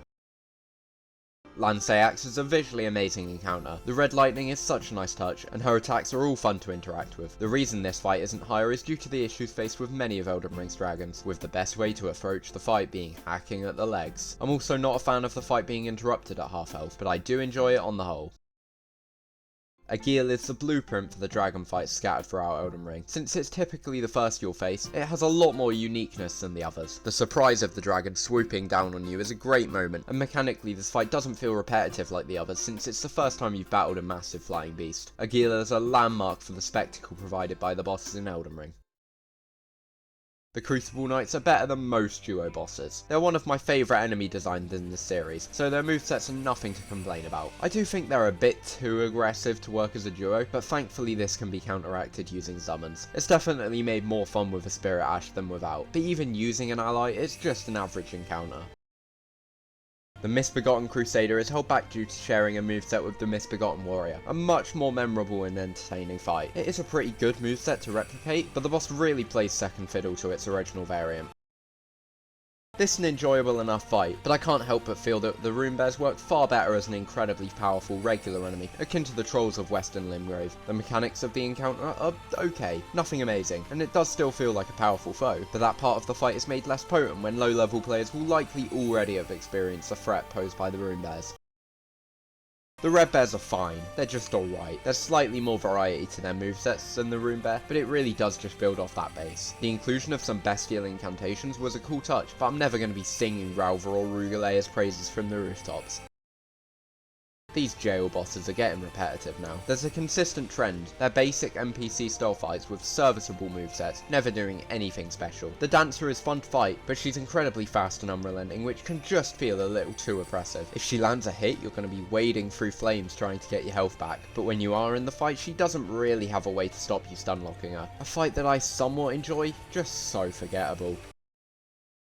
I'm definitely going to get a lot of criticism for putting Owl this low, since it's a boss I know many people love. For me, there are just so many flaws in its design. The arena is clearly not made for this boss, since combined with his oversized sword, which I like to call the compensator, his attacks are nearly impossible to avoid. Of course, Sekiro already encourages facing attacks head on rather than dodging, but Owl deals far too much posture damage to fight him like you fight Genichiro or Fire Ishin in the same arena. The best strategy I've found is just to run around the arena in circles and wait for an opening, which is never an enjoyable way to fight a boss, especially not in Sekiro. His moveset is actually well designed, but is the Great Shinobi's posture damage and size in comparison to the terrible arena that placed this boss near the bottom of the mediocre tier. This Quilai clone suffers from a severe case of the easies. She barely even has anything that can hit you. Her moveset isn't terrible, but I just wish it presented any form of challenge. At least she serves as a cool homage to one of the best bosses from the original Dark Souls, which does make her at least a somewhat fun fight. The Merciless Watchers are another boss that entertain me with their big bouncy bellies, just like Aiden or the Godskin Noble. As far as FromSoft ganks go, they're pretty harmless. Their movesets gel together pretty well. Granted, they're nothing too special, and as such they land in the tier of the serviceable. Paarl is an incredibly unique boss. His visual design manages to stand out among the amazing roster of Bloodborne designs. That being said, I don't love the fight itself. I tend to be partial to humanoid duel style fights over erratic beast bosses, and Paarl is about the most erratic a boss can be, so he's held back despite his awesome design. Bloodstarved Beast is a boring boss. His design is really cool and his moveset isn't particularly badly designed, though the poison is a little frustrating. The issue with this fight is just that he's not all that engaging to combat. Maybe it's just me being averse to Bloodborne's beast fights, but there's just nothing to make me like this fight all that much. Fat, fatty bum, fat big fatty, fat rolling obese man. He's a solid boss fight, but the rolling attack isn't great and the rest of his moveset is relatively basic. It's just unfortunate that Round Man gets overshadowed by the far inferior Godskin duo. Pinwheel is an overhated boss. The lore is fascinating and the presentation is great. It's just unfortunate that the fight is so pathetically easy. The run back is terrible, though it's not all that worth mentioning since the odds of dying to Pinwheel is slim to none. I don't love Pinwheel, but to see him at the bottom of so many boss ranking videos just doesn't make sense to me.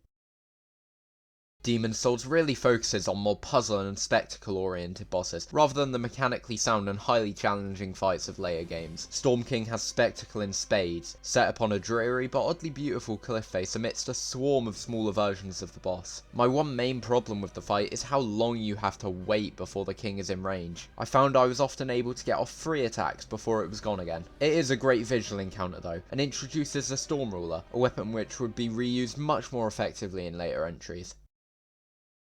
The Rotten is a boss that suffers from one move in particular, the all too recognisable get off me AoE attack. I sometimes don't mind these attacks, provided they have a long enough wind up to get away from. Adele's in Nightreign is actually a decent example. This boss however doesn't, and combined with the poison pools around the arena, it's just made into a frustrating fight at the end of a pretty bad area.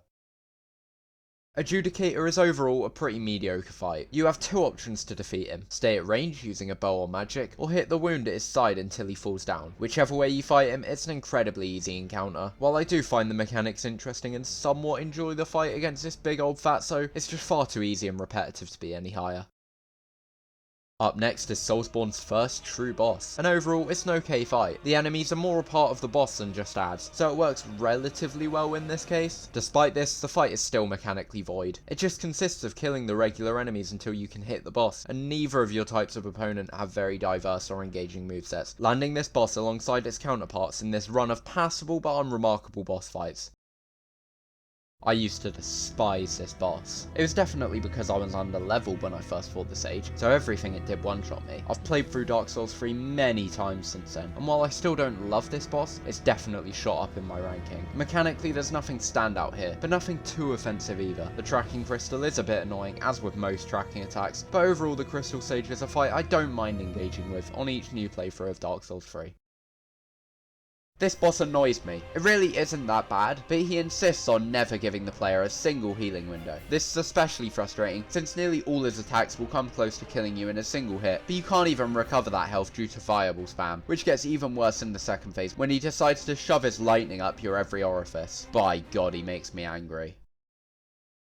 The chimps are often stated to be the worst boss in Sekiro, which I strongly disagree with. There's no way the monkeys are worse than the ape duo. The puzzle isn't the easiest to figure out, but it's an incredibly creative approach to a puzzle boss, which FromSoft typically struggles with. The atmosphere is very strong, and while it's nowhere near Sekiro's consistent level of quality, I do appreciate the monkeys' existence. But every boss from here is decent or better, so when compared to the rest of the Souls games, it's clear Sekiro generally upholds a higher standard of boss design.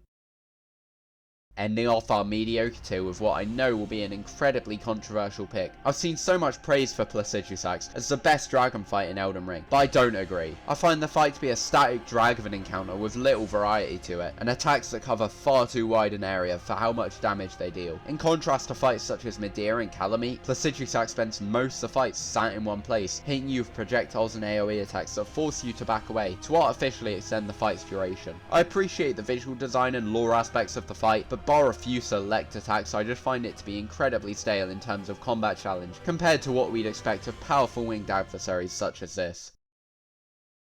Vendrick is a very interesting boss. The unique aspect of this fight actually revolves around finding giant souls elsewhere in the world to increase the damage you deal to him. I ended up fighting him with 3 souls, and provided you hug his left leg, you shouldn't struggle too much. He deals an honestly extortionate amount of damage, and with 3 souls the fight was extremely long and repetitive, so I'd recommend getting all 5. Vendrick is half combat, half lore, similar to the iconic fight against Gwyn, though Dark Souls 2 doesn't handle it nearly as well.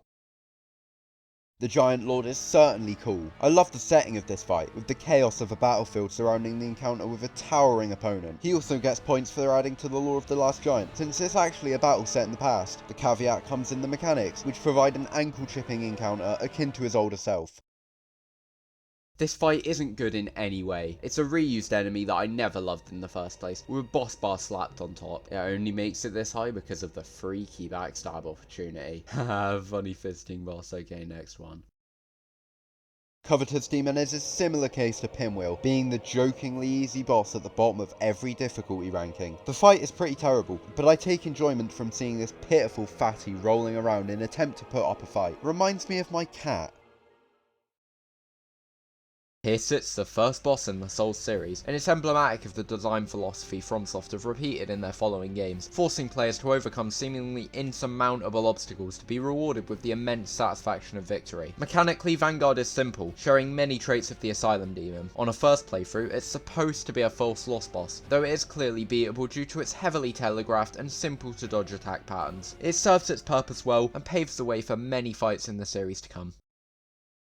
Oh, Aldrich, what a disappointing boss. He's one of the coolest characters within the lore of Dark Souls, so it's a definite shame that the fight isn't all that great. Some of his attacks are decent enough, but the arrow range just wastes your time, and his teleportation around the arena drags the fight out far more than necessary, when he could have just been given 25% more health and damage instead.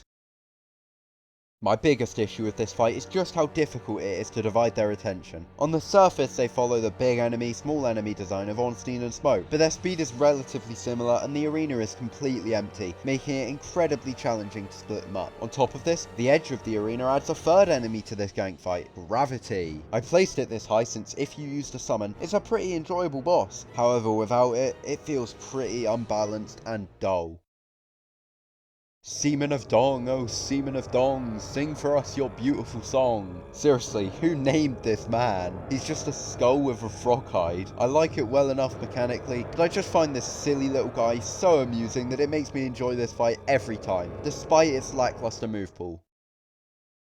The Ruin Sentinels are a surprisingly well-handled gank trio boss, especially comparing them to similar fights in the game, such as Gank Squad. The pacing of the fight is handled very well, with only one of the enemies spawning initially. You can handle the next two fairly efficiently, and both their movesets and the arena make splitting aggression manageable. Despite these distinct upsides, the movesets aren't the most diverse, and the presentation is just average, so they hold a spot towards the top of the mediocre tier. Alana is one of the better multi-enemy bosses in Dark Souls 2. She herself has a moveset which is not overly oppressive, but still manages to feel a constant threat to the player. This fight is pretty fun, if somewhat easy, when the skeleton minions are summoned. Though if Velstadt spawns, it can become a bit too much to manage, since he's one of the game's hardest bosses as is. It took a while, but Noster definitely grew on me. This was definitely the hardest boss for me when Nightreign released. It probably took me 7 or so runs to finally defeat it. I still feel the mechanics of the fight aren't the most engaging, but surprisingly it's a really well balanced gank fight. The beast we now know as Fortis Stone Shield has a simple but solid moveset, and he's backed up well by Noster himself. While I do take issue with the columns of light that track you, as they really harm the pacing of the fight, and the AoE roar is too unforgiving in the time the player gets to escape its radius, I do have some level of enjoyment with this duo. From what I've seen, most people seem to think the Everdark Sovereign version is a pretty weak fight. It's apparently very unpopular in the community, but obviously I disagree with that, and you'll be seeing that fight higher on the list. The Taurus Demon is a classic fight that serves to teach new players about the varying arena designs in the game. It encourages them to pay attention to their surroundings, to discover the ladder leading up to 2 archers and a spot for a plunging attack at the back of the arena. This ability to plunging attack does somewhat trivialise the fight, though if you choose not to use it, the Taurus Demon's moveset makes it pretty annoying to fight him on the narrow bridge arena. I like this boss as a teaching moment, but the lackluster combat is what holds it back at the very top of the mediocre tier. First off, I need to say that this boss has one of the worst runbacks in the series, second only to the Frigid Outskirts. Thankfully, I beat Dark Lurker on my first attempt, but accessing this fight in the first place is such an unnecessarily tedious process, and I really felt that when I forced myself to rematch him on the New Game Plus in my quest for the Platinum Trophy. The boss itself mostly makes up for this as a pretty well designed gank, and one of the higher quality bosses of Dark Souls 2. It has a visually distinct and entertaining moveset, and I don't mind it being relatively easy, if it means I don't have to do that awful run back, but yeah, likely not a boss I'll ever fight again. Priscilla's main appeal is her interesting invisibility mechanics. I do find it a nice touch having to follow her footsteps in the snow, rather than just engaging with a traditional boss moveset. While more conventional movesets are more up my street, and Priscilla is certainly easier than I'd like, I acknowledge that making this boss difficult would likely end up frustrating due to the invisibility. The Guardian Golem is a similar situation to the Rune Bear in that it works better as a level hazard than an actual boss, but it gains a slightly higher placement since I think they're a more uniquely designed enemy, and it's a cool change to fight one with a full health bar in comparison to the incomplete giants around the game's earlier levels. I love this boss's design. That's essentially what gets him this high. The fight is okay, but I do feel his attack strings are a bit too long given he can build up blood loss pretty quickly. It's a serviceable fight brought up by an amazing design and a damn cool weapon to match. The Nox duo are a surprisingly well-handled duo fight by Elden Ring standards, due to each enemy being well balanced with the other. Individually their move pools aren't amazing, but they gel together well enough to create a solid gank fight. The Watchdog duo are a fair stretch less fun than the individual counterparts, but I still find them an enjoyable encounter. It's definitely a boss made better with the use of a summon, but even without, it's an engaging 2-on-1 battle. It's just sadly overshadowed by the battles against individual watchdogs elsewhere in the game. The Beast Possessed Soul is an interesting fight. It really fits Bloodborne's aggressive playstyle, pitting the player against an enemy even more relentless than themselves. All his attacks are pretty fair, making the fight an entertaining clash between fast-paced foes. Makar leaves more of a mark than the other magma worms, since he can be a part of your main playthrough if you choose to go that way to Altus Plateau. His attacks are well designed and the fight has a good flow, though his size and long charge attack do make it a little less enjoyable, especially when he just decides to charge 5 times in a row. The Iron Golem has a decent enough moveset, nothing spectacular, but just the sight of this imposing giant atop one of the most brutal areas in the game is reason to give him some points. My favourite thing about this boss is the ability to knock him off the map. It's a moment of slapstick comedy that brings a lighter tone incredibly rare to see in these games. All that earns Iron Golem his spot in the decent tier. The Gatekeeper boss of the series' first DLC is often overshadowed by the rest of its bosses, and while I do think it's undeniably the worst, the Sanctuary Guardian still holds up as a pretty good boss by Dark Souls 1's primitive standards. It has a great design and an arena I really feel deserves more praise, paired with combat that is above average for a beast-like boss, making this boss well worthy of recognition that it rarely receives. Gladius's quality is all in the spectacle of the encounter. The arena is epic and he's the final grand challenge after a run of Nightreign, and his design is certainly a standout, but that's where the positives come to an end. I do admire pretty much everything they tried here and genuinely see the vision for what Gladius could have been. Unfortunately, he suffers the same flaws as so many big beast style bosses with erratic movement that make it feel like a much less methodical, skillful back and forth, and more like a scramble to get hits on the target as he leaps around the arena. He's designed to be fought by 3 players. The pseudo phase 2 where he splits into a trio of Dark Souls 3 teleporting dogs is clearly intended to work around this style of play, but work it does not. The dogs don't aggro to any player consistently. It's not a case of them attacking one player each. It's not a case of them attacking the player that attacks them. They instead seem to randomly pick a player and bounce between them with no level of consistency. And when it's such a vast arena, which it has to be for his moveset, it can be incredibly difficult to chase the dogs down to actually deal damage. Gladius is a boss that could have been great, but is an unfortunate victim of FromSoft's lack of mastery of the design of beast-type enemies. The Undead Giant sits alongside the Beast-Possessed Soul as one of the better Chalice Dungeon bosses, having an engaging moveset and size that makes it a little more challenging. Thankfully, it's not so large that the fight involves purely chipping ankles, but rather feels like a genuine battle against an imposing opponent that's much more enjoyable than most FromSoft giants. This is pretty much a meme placement. That being said, I do appreciate the purpose Rick serves to Elden Ring's tutorial, providing players new to Souls with a jokingly easy enemy before giving them a real boss fight in the Tree Sentinel. It's a very enjoyable fight that provides a moment of relaxed fun rarely seen in this series. The Mimic tier is all about the concept. Once again, it's a pitifully easy fight, but the idea of a boss that directly replicates the player's own equipment and abilities is just amazing. I sometimes like to go into this fight with my strongest tools equipped, and then remove my own, which provides a much more challenging fight than typical, with the easiest approach being the inverse of this method. Next up is the Cloud Treading Deer. What's that? That's the wrong game? The Ancestor Spirit has such a great design, but it's unfortunate that its attacks aren't particularly difficult or interesting to face off against. The puzzle to find this boss is a cool idea, though not all that well executed. This is an encounter brought up the list due to its spectacle, which definitely earns it this spot. This fight is more or less exactly the same as the Lesser Spirit, though it has a unique second phase and was clearly the first designed of the two, and as such it lands slightly higher on my list. Gladius's Everdark variant is essentially just an improvement to his original fight. It doesn't reimagine it or alter any of the mechanics drastically, it just adds some more depth and difficulty that all feels like a fair and natural evolution of the boss. It's more engaging and is certainly a more varied fight. It really just does everything better than the original. So while it doesn't change it enough to make it some phenomenal boss, it does at least climb the list higher than base Gladius.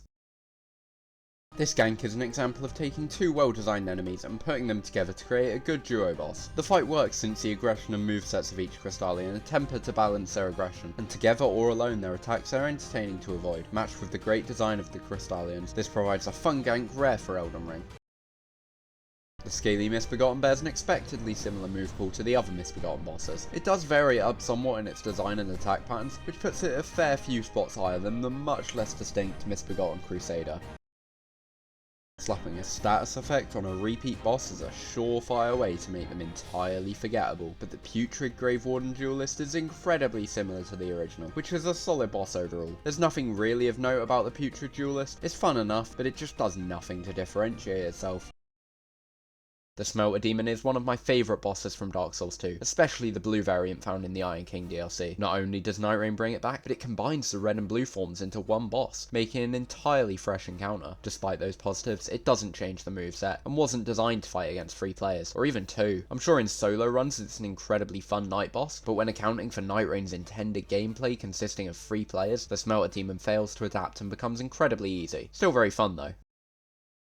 Logarius is a boss I can't help but feel is a little overrated by the community at large. He's undoubtedly cool, and his moveset is solid, but I don't think he comes anywhere close to the quality of Bloodborne's best bosses. His worst attack is certainly the sword rain, but I do also find the explosive skull to come out far too quickly at times. Overall, he's a decent boss with a solid design, but definitely not as strong as many claim in my eyes.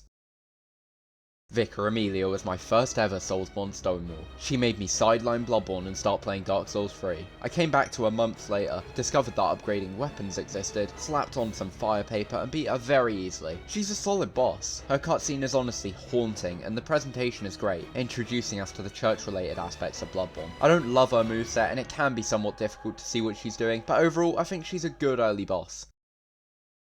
Abritus is a slightly overrated encounter in my opinion. I do appreciate it, but find it mechanically average. The presentation of the fight is pretty great, and the combat is serviceable at least, but since it falls so far short of what this boss could have been, I don't feel I can justify Abritus being higher on my list.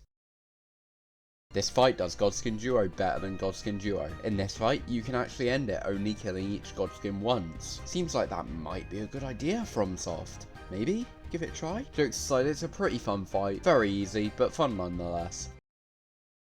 Definitely the best Godskin boss in Elden Ring. The Apostle has the most intriguing and well-designed moveset of any of them, with an abhorrent and almost alien design complemented by its unnatural moveset. It's clearly evident that this boss should have been left alone rather than dumped in an unfair mandatory gank with its fat counterpart. That said, I still don't love its moveset quite as much as many bosses higher on the list. Aiden is a fatty. He's a big old fatso. He has a big belly. Yeah, he's literally just here because he's funny and round. No other reason. He's too easy to be even remotely notable. This boss is essentially this high just because of the name. It's the Kieran Hughes boss. He does have a pretty cool moveset, but you just don't get to see a lot of it because it's too easy. I really have nothing to say about this boss. It's the short man boss. The Knights Cavalry are a decent set of bosses with engaging movesets. This boss is one of the few in Elden Ring that benefit from horseback combat. It's still fun without, but using Torrent adds an extra layer of intensity. I think Elden Ring's time of day specific encounters are pretty cool ideas, and Knights Cavalry is likely my favourite. The Black Knights are some of my favourite enemies in the DLC and in all of Elden Ring. Not sure they really needed 2 boss variants, especially given we encounter regular knights in the world before either of the mini-bosses, but I do like Garou nonetheless. I love the moveset of the Hammer Knights. Mostly. The shield bash can be frustrating. Unfortunately, the unique element Garou does bring to the table is the tongue. That oh so janky tongue. It has some really strange hitboxes, strange timings. I'm just not a huge fan. But I do like the overall enemy design. And of course I'm going to enjoy a boss variant a good degree. The Fell Twins are an incredibly unique boss, almost feeling like the Four Kings with their black abyss of an arena. The Fell are already one of the toughest and most interesting enemies on Elden Ring, so putting 2 of them together in a well-balanced duo boss with an eerie setting makes it even better. The Twins provide a fun combat encounter that, while not hugely difficult, is still a fight I look forward to breezing through each playthrough. For an Elden Ring mini-boss, the Beastman has a very diverse move pool. On my first time fighting this boss, I was taken completely by surprise at the length of its combos, and it's pretty difficult to contend with at that point of the game. It's an example of a well-designed mini-boss in Elden Ring, and a solid early game challenge.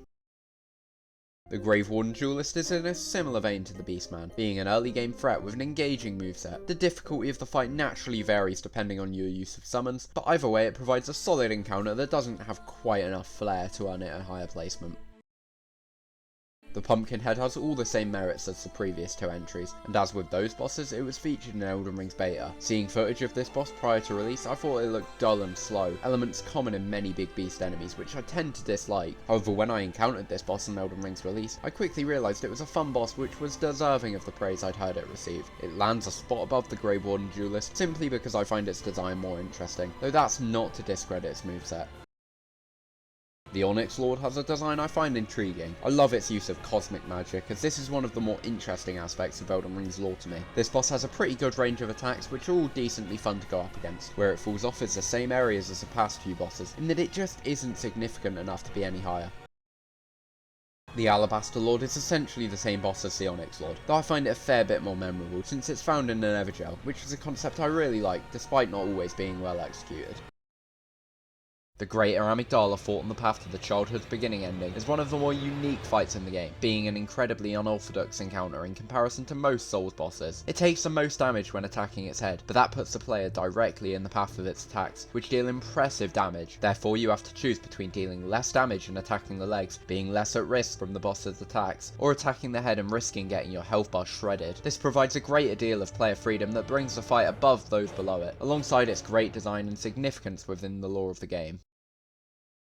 Vought has one of the most recognisable scores in all of Soulsborne, being at the heart of so many great memes over the years. The boss itself is pretty well designed, and while I do think Phase 2 can be a little overly sporadic for my liking, and he ends up being too easy on repeat playthroughs, by the standards set by following bosses such as Cursor at Greatwood and Crystal Sage, Vought is undoubtedly one of the better early game bosses in Dark Souls 3.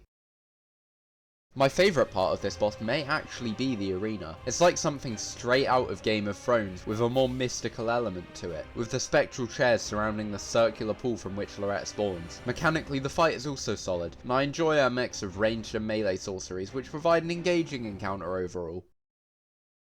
Similar to the variant found earlier in the game, Royal Knight Loretta has a truly standout arena. They share more or less the same attacks, with the only real difference being in their designs. I do like this version slightly more since she's a more imposing threat, though still not as difficult as the bosses found in the rest of Elden Ring's late game.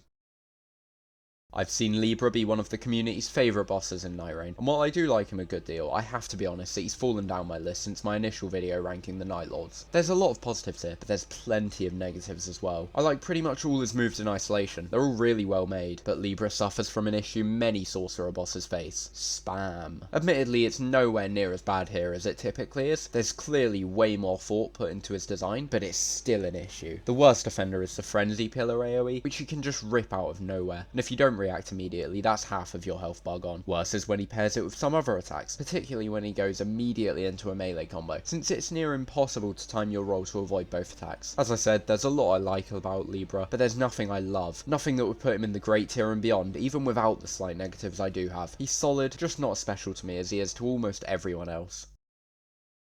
The Death Knight is a boss you can definitely see FromSoft put more effort into than most of Elden Ring's minor bosses. It has a very varied moveset with a lot of different elements to challenge the player, and it's fun for virtually every playstyle. His moves are fun to dodge, fun to guard counter, fun to engage with sorcery. He's just a really solid minor boss. Exactly what I'm looking for in an encounter of this variety.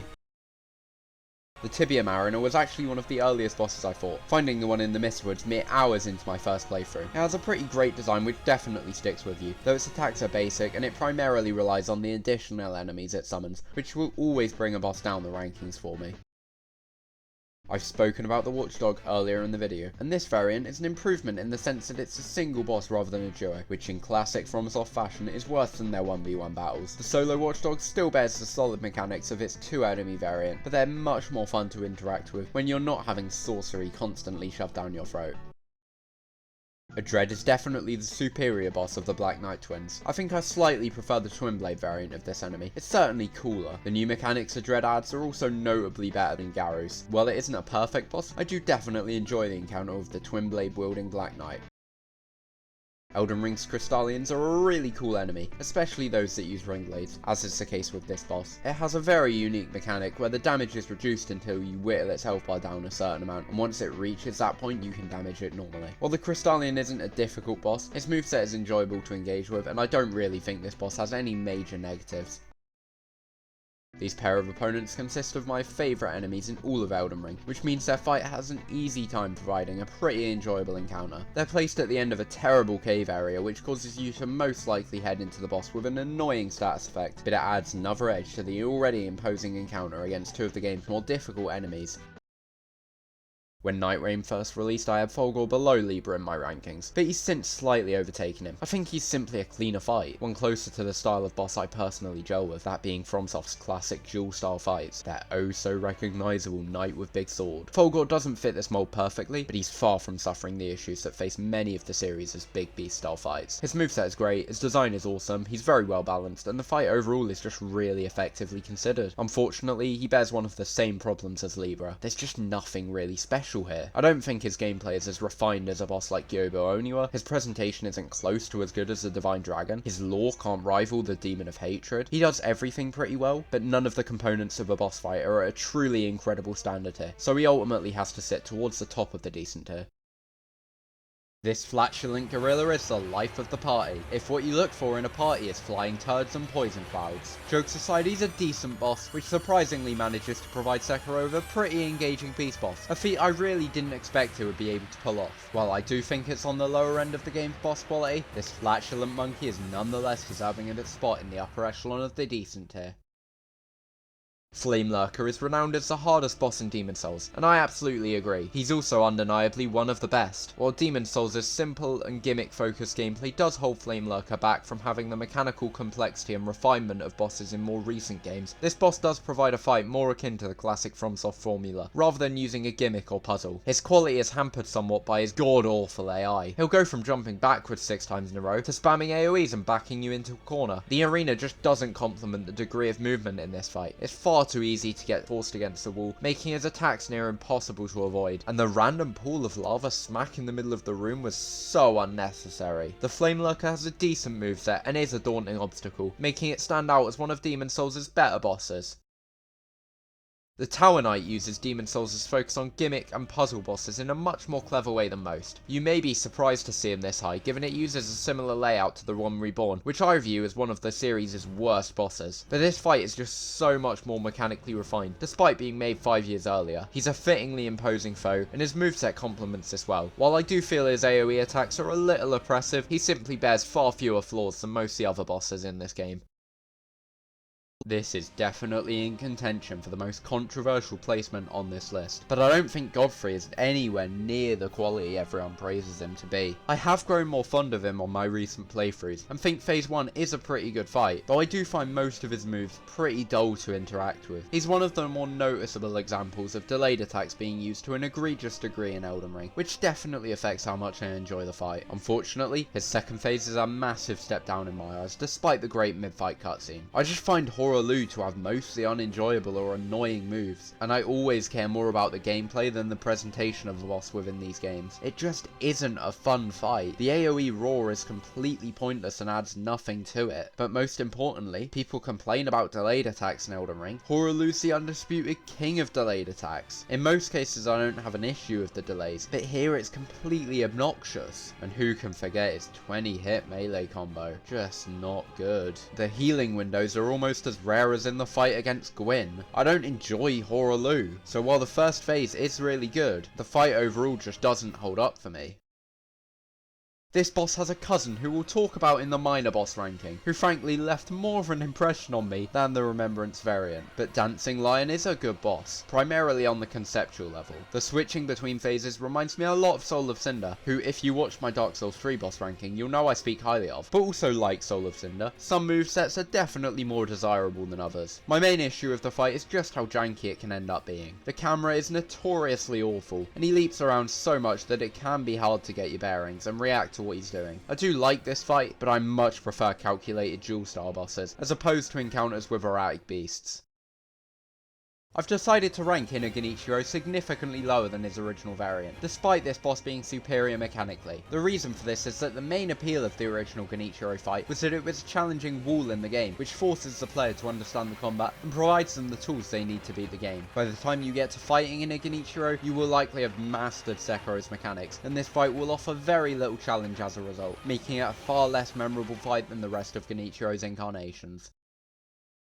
Arthur is nothing hugely special. Her design is amazing, but her moveset is average and there's not a huge deal of spectacle or story surrounding the boss. I like Arthur a good deal, but don't feel like she deserves to be alongside the bosses I genuinely find to be examples of FromSoftware's high quality game design. She's just enjoyable, not a fight that blows me away by any means, but I will note that I have a negative predisposition to B-style bosses, which is definitely a factor in this placement. The Shadows of Yharnam are Bloodborne's only good gank fight, and one of the series' better attempts at the formula. The large tombstone really is the saving grace of the fight, providing a much needed method to break up the aggro of the trio, and protect yourself from the ranged Shadows fireballs. The three bosses' movesets mesh well together, and all serve very distinct purposes within the fight. Sometimes the ranged Shadow can make the fight a little frustrating, but the Gravestone does mostly alleviate this issue. The snake attacks at the end of the fight bring it down substantially, as they feel rather broken and unfair to dodge, but overall this is definitely one of FromSoft's better gank fights.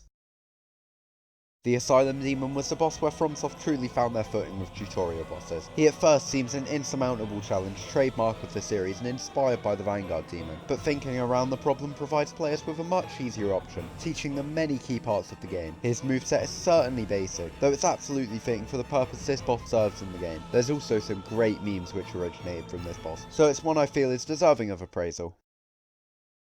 I was pleased with the improvements FromSoft made to Darkdrift Knight. They don't massively alter my opinions of Fulgur. I think the quality more or less remains the same, but the Everdark variant is clearly the superior fight, even if it does play out largely the same. It's slightly more challenging, more visually distinctive, and just overall an upgrade, as these fights should be, but it doesn't vastly change the fight for the better. It doesn't amend any of my minor gripes with the original, so it falls short of a higher placement on the list. The Cleanrock Knight is slightly more enjoyable than its duo variant for me. Single enemy bosses are typically more fun in these games than ganks, and I prefer being able to focus on just this one incredible enemy. As a boss it's a little underwhelming, as it definitely feels like a regular enemy, but its placement in the game makes it a fair challenge nonetheless, and this knight's moveset is honestly much better designed than many of the Remembrance bosses, as should be evident by its placement on the list. The Crucible Knight found within Stormhill's Evergel is an incredibly difficult fight for its position in the game, and one I was unable to overcome initially. It certainly feels like one FromSoft intended to be fought later in the game, but it can be defeated early on if you know what you're up against. This boss is brought down a little by the multitude of the same enemies found throughout the game, but the Crucible Knights are thankfully one of Elden Ring's best enemy designs. Mechanically it's a well designed fight, but is held back by its lack of individuality. The runner-up for the position of my favourite Evergel boss in Elden Ring, the Ancient Hero of Zamora, is a very well considered boss. Essentially its only flaws come from its lack of difficulty and uniqueness, though these are flaws held by all the Evergel bosses. This fight consists of some pretty great mechanics, and I don't think it has a bad attack, a rarity in FromSoft bosses. If it was a full-fledged boss I have no doubt it could be higher, but as it stands it's here near the top of the decent tier. Some people may have Velstar higher up their lists, but I think he really suffers from Dark Souls 2's shoddy gameplay. His hitboxes are just completely broken, and due to the immense amount of damage he does, it's really annoying in this case. Furthermore, DS2's decision to give bosses hyper armor when they miss an attack is such an awful touch to this fight. I do like Velstar, his lore and design are great, and he's one of the most well designed bosses in the game, but he does get held back by factors mostly not down to the boss himself. Placing a fair bit lower than its true variant, the Corrupted Monk serves as an effective appetizer for the rematch preceding Fountainhead Palace. As with most bosses in Sekiro, her move pool is fantastically well considered, and the challenge is balanced pretty well. Being the lesser version of a later boss that does more or less everything better does bring the illusion down a little, though it's still a fun encounter nonetheless. The best part of this boss to me is coming back to face him again on subsequent playthroughs. The first time you fight Genichiro, you'll likely stand no chance of beating him, despite it technically being possible. When returning to him, he shares the same moveset as the fight atop Ashna Castle, as you'll now be able to run circles around Genichiro. It's a great touch to show your mastery of the game, and Genichiro's various fights are used throughout to demonstrate this. My biggest gripe with this fight is that defeating him yields you no rewards, and has no impact on the rest of your playthrough. I wasn't sure whether or not to include this boss separately to Ishin, but decided since you can fight him alone in the memories, he should have his own placement. As a standalone boss, he essentially serves to show how far the player has come, since he's now merely a pathetic speed bump before the game's final boss, rather than the huge roadblock he was earlier in the game. He gains a few cool new moves, but nothing to truly spice up the fight, though it's a great template that naturally shouldn't be difficult since it's attached to one of the hardest bosses of any video game. The Old Hero is a boss with an absolutely phenomenal concept, which I'm incredibly disappointed hasn't really been used since. His design is near perfect, the cutscene holds up even against the later games, and his moveset, while highly simplistic, is one of the best in Demon Souls. The worst aspect of this fight is the run back. It's sad to see just how many bosses in the early Souls games are held back by atrocious and obnoxious runbacks that take away from the experience, since the fight is a mad panic to beat the boss. It's a fight against having to do the run back, rather than a fight against the boss itself. And this, combined with Demon Souls' outdated mechanics, hold the Old Hero back from the higher spot it could definitely be deserving of. Sin is one of the most unique dragon bosses in the series. He's perhaps the only FromSoft boss to utilise the toxic status effect in a way that doesn't feel unfair and unbalanced, and the weapon durability reduction is a really cool touch, if a little annoying at times. His design is amazing and the arena is pretty good, and his attacks for the most part are well designed. The main issue with this fight stems from his movement, which can see the player having to run around and chase him, similar to the Elden Beast or Maris, an aspect of the fight which isn't particularly fun. Before fighting this boss, I'd heard plenty of praise for the Ivory King, some calling it the best in Dark Souls 2. Upon fighting him, I understood that notion, though can't even remotely agree. The second phase is great, it has a diverse moveset with moves that all feel great to dodge. Alone it would absolutely be one of the best bosses in this game. However, the first phase is significantly less enjoyable to me. While the concept is great, the Loist Knights are honestly pretty useless. Rather than having one Loist Knight for each Shard Knight, it ends up being 4 Loist Knights all attacking one enemy, leaving the player to deal with the rest alone. Seriously, I can see the bones of Gladius's second phase in this poorly managed gank. While I do certainly enjoy this fight when it gets to the second phase, and the presentation is phenomenal, it's held back by its flawed and tedious opening stages. The first time I fought this boss, he was going through a bit of a rough time. We exchanged a few moves, and he decided it wasn't worth it, pulling a Reiner Brawn and leaping off the ring. Only he actually succeeded in putting an end to it all. Some people complain about this, but I think it genuinely adds to the enjoyment of the encounter. It's just so out of nowhere and gives a touch of humour that I always appreciate in these dark and challenging games. His moveset is decent, if easy, but I think this boss is definitely better than most people give him credit for. I absolutely loved this boss when I first fought it. Serviceable was the first ever jail boss I encountered, and gave me the weapon I used throughout most of my first playthrough. He has an engaging and fast-paced moveset, which introduces you to the higher speed of Elden Ring very well. He's not the most challenging boss, but I find him enjoyable enough to fight that he deserves to be near the top of the decent tier. We're getting towards the best of the Chalice Dungeon bosses, and the first of them is the Watchdog of the Old Lords. It's a fun encounter, with all its attacks being enjoyable to engage with, and providing a decent challenge, especially in the Defiled Chalice. The design is also incredibly distinct when compared to most Chalice bosses, which makes it one of the more memorable fights. The Tumerian Elder is a really unique boss. He feels almost like a fiery Martyr Ligarius with his flaming trick weapon. Easily my favourite part of the fight. It has such a great variety of weapon types, which means the fight is constantly changing and it keeps you adapting your playstyle accordingly. There's much more value here than with most of his Chalice counterparts. This is a pretty standard fast and agile enemy. Luckily for the Keeper, those are my favourite kind. He's a boss perfectly suited to Bloodborne's fast-paced aggressive combat, though I do wish he had more health since the fight is astoundingly short. While often I'm not too keen on beast-style fights, this is one of the better ones for me. He bears a fast-paced moveset and deals an incredible amount of damage, and his design is great as well. The encounter's only slightly held back since he appears in a much more intriguing scenario in the main game, though as far as this boss itself goes, it's a fairly solid battle, if only a little easy. I'm honestly pretty surprised to see a well-handled gank fight come out of Bloodborne's Chalice dungeons. The Madman himself has a pretty diverse moveset that matches the fast pace of fights like the Keeper of the Old Lords. The Escort has a very similar moveset and is just as fast, but they have pretty weak poise, so even when the second enemy does appear in the later half of the fight, managing their aggression isn't particularly difficult. The speed of this fight makes it a slight step up in difficulty from the relatively easy bulk of the Chalice bosses, and it's a better fight for it. We've arrived at my favourite of the Chalice dungeon bosses, and it's fitting that the final boss should take the top spot. Yharnam is easily the most mechanically unique of the lot, and adds some interesting lore to match. Her moveset's fun to interact with, and her ability to immobilise you adds an entirely new dynamic to the fight. She has a great design which differentiates her from many of her counterparts. All this and a fitting placement within the lore helps elevate Yharnam higher on the list than the rest of the Chalice challenges. The Putrescent Knight used to be one of my least favourite bosses in Shadow of the Erdtree, but on my most recent playthrough it really grew on me. Perhaps guard countering it is just more fun than dodging it. There were certainly a few moves where I could vividly see this was the case. While the presentation is fairly weak, especially when it's the boss tied to the incredibly significant character of Saint Trina, the visual identity is distinct and most of its moveset is fun. I don't love every move, and I'm never completely gripped in the engagement. I wouldn't love fighting the knight for hours on end like I would Ishin or R'Larna, but I'm pleased to say I have come around to this boss. While not as developed as his Remembrance counterpart, Shade Godfrey is still a mechanically well-rounded encounter. He essentially bears the moveset of the true fight's first phase, which is the far better part of the fight. What it lacks in presentation, this boss makes up for in gameplay, and as such, earns good praise in my books.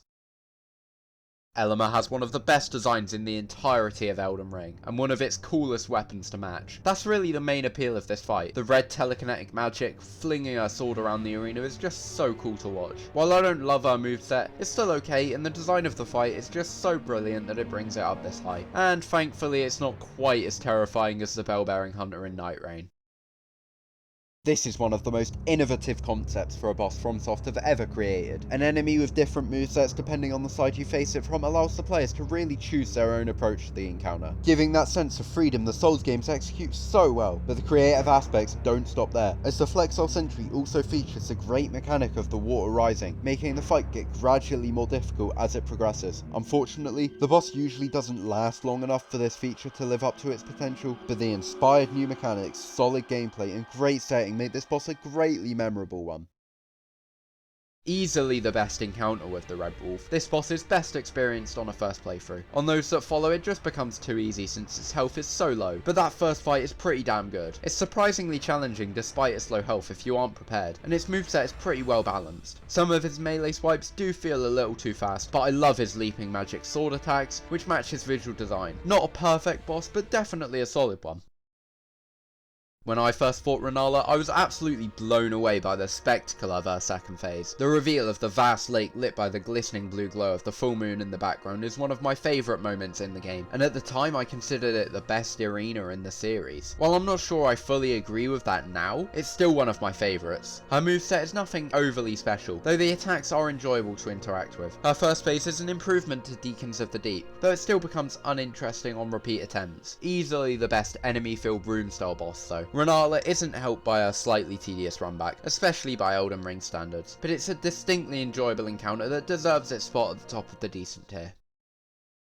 The real final boss of Demon's Souls was once unquestionably the height of the game for me. Old King Alont has a great moveset, soundtrack, and design that exceed most everything else in the game. He's clearly the template for all the great duel style fights in the series, which are definitely my favourite style of boss, but I do have plenty of flaws with him. There's one move in particular which really doesn't give the player a clear enough indication before he slams into them, and he does suffer from the poor AI of the first game in the series. Sometimes Alont will just walk around menacingly as if he's trying to aura farm like the bell-bearing hunter. Then the moment you think you're safe to heal, he'll start attacking you relentlessly and not let up for what feels like minutes on end. It can make the fight very inconsistent. Sometimes it's great, sometimes it makes me want to tear my hair out. It's that variance that keeps it from the top spot. There's just a couple more flaws here than with our gold medalist. Despite that, King Alont still holds up over 10 years and 6 games later, and I'm grateful that he paved the way for some of my favourite fights in the series. Leonine Misbegotten is honestly such an underrated boss. It has a very well designed moveset, not to mention an absolutely phenomenal arena. The biggest issue with this boss is just how easy it is to stagger. If you use the Lone Wolf Ashes, which most new players will, this boss just gets beaten into submission. Combine that with jumping attacks and a strength build, you can unintentionally end this fight in under 10 seconds. It's just unfortunate that this boss falls victim to Elden Ring's vast build variety. Smelter Demon is yet another Dark Souls 2 boss that struggles with a horrendous runback, with the Iron Keep earning a spot in my top 10 worst areas in the series. You can't even run past the enemies since they can stagger you out of the fog wall, so reaching this boss is such a slog. Since it's one of the game's more difficult bosses, you'll likely have to conquer this runback a fair few times. Thankfully, this demon redeems itself by being one of the more mechanically solid fights in the second Dark Souls game, and has some great elements to distinguish itself from the wide host of mediocre DS2 encounters. The Lost Sinners arena is essentially a far better version of the concept used in the fight with Mithra, where the player can interact with the level before the boss to alter the arena and make the boss easier. In this case, however, the boss isn't made much worse should players not light up the boss room, whereas fighting Mithra in a ring of poison is just unbearable. The Lost Sinner also has a much better moveset, one of Dark Souls 2's best. She doesn't do anything spectacular, but provides a well-rounded encounter that shows what Dark Souls 2 could have done had the developers not been so hyper-fixated on killing the player by any means necessary. Many people view Rykard as the best gimmick boss in the series. While I don't personally agree, he's undeniably one of their better attempts at the Storm Ruler concept. It's an incredible spectacle, with a decent moveset to complement it. The arena and atmosphere is great, and I feel the fiery vibe of the fight adds such an interesting and fitting dynamic to this horrifying encounter. While I do enjoy this fight a good deal, I just don't engage with the moveset quite enough for him to reach the next tier up. I think Romina is massively underrated by the community. As you can see by her placement here, I don't think she's a masterclass of boss design by any means, but she's better than many give her credit for. I think this largely comes down to her being pretty easy, especially when compared with the brutal challenge most of Shadow of the Erdtree's bosses provide. But her moveset is fun to engage with, and many of her moves feel great to dodge. All her tells are fair and give you plenty of time to reasonably react to, and she even has a great AoE, a rarity in FromSoft bosses, and bosses in general, not to mention having one of the most standout visual identities in the series, striking saturated pink starkly contrasted to the typical dark tones of the Souls genre. I really like Romina and feel her spot towards the upper end of the decent tier is definitely deserved. Oh dear, we've reached Elden Ring's most divisive boss. I was not pleased when I first saw the leaks that Radahn would be the DLC's final boss, and still wish we could have gotten something more original. I love Radahn as much as anybody, but this version falls so far short of the Star Scourge. His moveset is serviceable, and there is actually some great moves in here, but let's address the elephant in the room. The hate for Shadow of the Erdtree was not remotely justified. It got review bombed to hell simply because it was so vastly more difficult than Elden Ring's base game, which reached a wider, less gritty audience than the rest of the series had. But it still gave you plenty of options to lessen that struggle by exploring the world, and the bosses, while hard, are for the most part entirely fair. I had no issues with Mesmer or Rolana, who took me 30 and 40 attempts respectively. I've no hit in Orishin, and have never once found myself getting frustrated at Melania, but Consort Radahn just takes the mick a little bit. He's not so difficult he's fun, he's so difficult he feels unfair. And much of his moveset genuinely is. We all remember the triple sword slash that was unavoidable unless you light rolled. We all remember the excessive visuals that obscured his moveset and made the boss a complete cluster, made the game lag on PC really badly. You get the point. The player couldn't reasonably be expected to respond to everything he did. I've seen people defend him, saying, just use a shield, just use perfume bottles. Strategies like that are not a valid defense for a boss. In these games, players should be able to beat the boss with the build they've established across their playthrough, not be forced to undo it entirely. Radahn is a fight with plenty of positives, but it's dragged down so drastically by all the elements of the fight which just feel like FromSoft is desperately trying to one-up Melania. I knew they were going to give it a shot, and expected the result to be a poor boss, but it's so disappointing to see my fears realised. Obviously I still like Radahn a reasonable degree, evidenced by his placement above so many other bosses, but he's just not a great fight. Maybe he was completely fixed by the nerfs, maybe they made him fair and he's a great boss now. I wouldn't know, I haven't fought him since the DLC released. I don't want to go into too much detail here, since the normal version of Ishin will be much higher on this list, but Inner Ishin is lower due to the same reasons as Inner Genichiro, being much less of a threat after you struggle through the immense challenge of normal Ishin. He's higher than Genichiro's Inner variant, since Ishin is a fight which I enjoy significantly more, so naturally do really enjoy this form too, but I would much rather just fight the standard Ishin. I did no-hit this boss though, that was pretty fun. Mid-era is certainly growing on me. The first time I fought him, I didn't love his moveset and found him to be a relatively detached battle. His presentation is phenomenal, and it's a fight on a scale rarely seen in Souls, not to mention having one of the best OSTs in the series. While I am definitely a fan of this fight now, I distinctly prefer duel-style fights over big beast fights like Mediocre. It's a personal preference that definitely applies here, so while I do enjoy fighting this epic dragon, he isn't as fun to me as bosses higher on this list. Godric is often overlooked since Margit is a much more memorable boss in the same area and poses a greater challenge, but Godric himself is a really solid boss. He has a great design, incredible phase 2 cutscene, and engaging moveset which really makes use of the different mechanics Elden Ring brings to the table. He is unfortunately the weakest of the demigods, both in lore and in terms of gameplay, and it lets him down a fair bit. I do like his attacks well enough, but I don't think it's crazy to say they aren't as well designed as bosses like Morgott or Malekith. As such, he earns a respectable placement, but doesn't quite reach the highest highs of FromSoft boss design. Lady Butterfly is a little hard to place, but she can serve a similar purpose as Genichiro, though she isn't as fine-tuned for this role, and as such falls a little short. Despite this, her quality is consistent with Sekiro's high standard of refined combat, and she poses a formidable early game challenge. I think the reason she isn't held in high regard by Sekiro players is due to her placement in the game, with all the bosses surrounding her leaving much more of a mark on the experience. Her design is fitting, but not standout, so it really does come down to the combat of the fight to carry it, which it thankfully does really well, but since that is the primary appeal of the fight, I don't think it deserves a higher spot. Having just started playing my first Souls game, I was confused on which direction to go in Central Yharnam. I turned to my friends who introduced me to the series for help, and they told me to go to the end of the bridge through the house. I followed their instructions and found myself getting jumped by the cleric beast. I think I may have had the worst heart attack of my life. 3 minutes later and the cleric beast had been swiftly disposed by my sword cleaver and unbridled hatred for monkey-like beings. Overall, it's a great tutorial boss, which introduces the themes of Bloodborne incredibly well. I think it's actually gotten harder for me on repeat playthroughs, though it's still too easy to just hug that booty and keep swinging until those sweet blood echoes drop.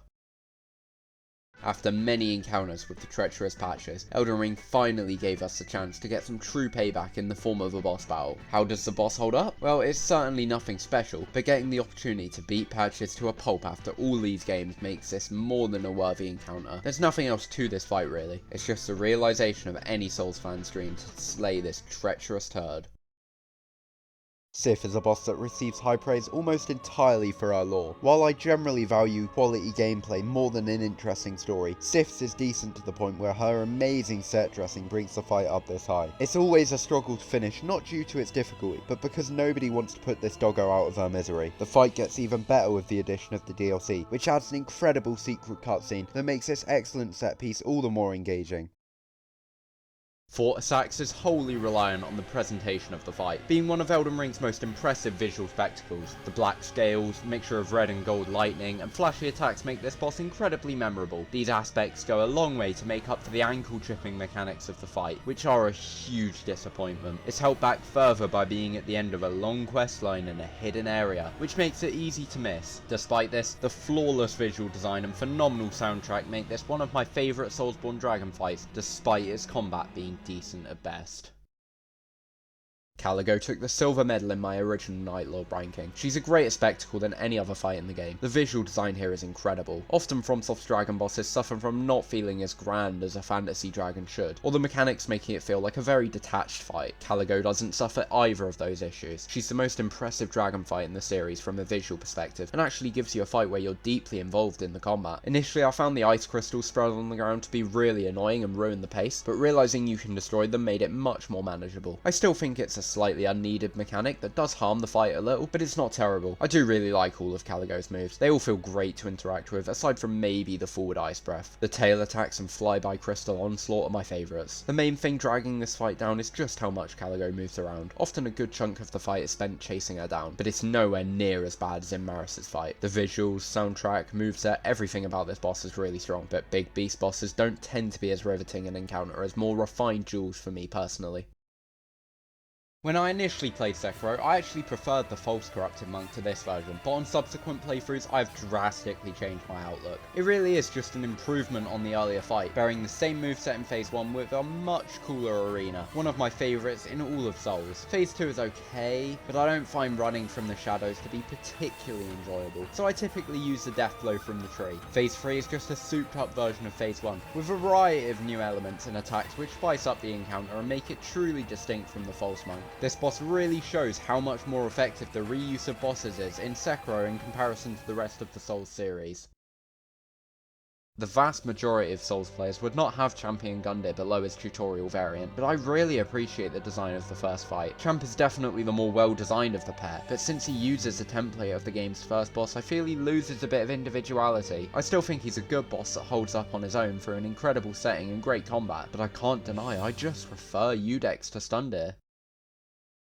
The Penetrator paves the way for FromSoft's trademark Knight with Big Sword style encounters. While its mechanics are far simpler than later fights of this design, for me it's still the most enjoyable in the game. This boss is significantly easier than I would like, but I'm glad in later games From Software decided to lean into this style of boss, rather than the gimmick fights that make up most of Demon Souls' boss roster. He has a great design, and his entrance cutscene is phenomenal. I just revel in seeing that fat, ugly fatty get skewered through his vast, grotesque chest. The Penetrator is the most cleanly constructed fight in Demon Souls, and while I still don't love it, I do enjoy the fight enough to consider it a good encounter, up there with the likes of Godric, Quelaag and the Pursuer. In a game with such a significantly inferior boss roster to the rest of the series, that's enough to earn you the top spot. This infamous duo boss began the trend of early game stonewalls that haunt new players in every Souls game. The reason the bell gargoyles work so well is due to the admirable balancing of the pair. The decision to have one introduce you to their moveset and have the second join the fight halfway through is a great design choice by FromSoft, and a formula that has been used successfully in their games since. The gargoyles movesets themselves aren't amazing, and can be annoying to deal with due to Dark Souls' lack of omnidirectional rolling, but compared to the bland and basic designs of many of Dark Souls 1's bosses, the bell gargoyles stand out as some of the best bosses in the main game.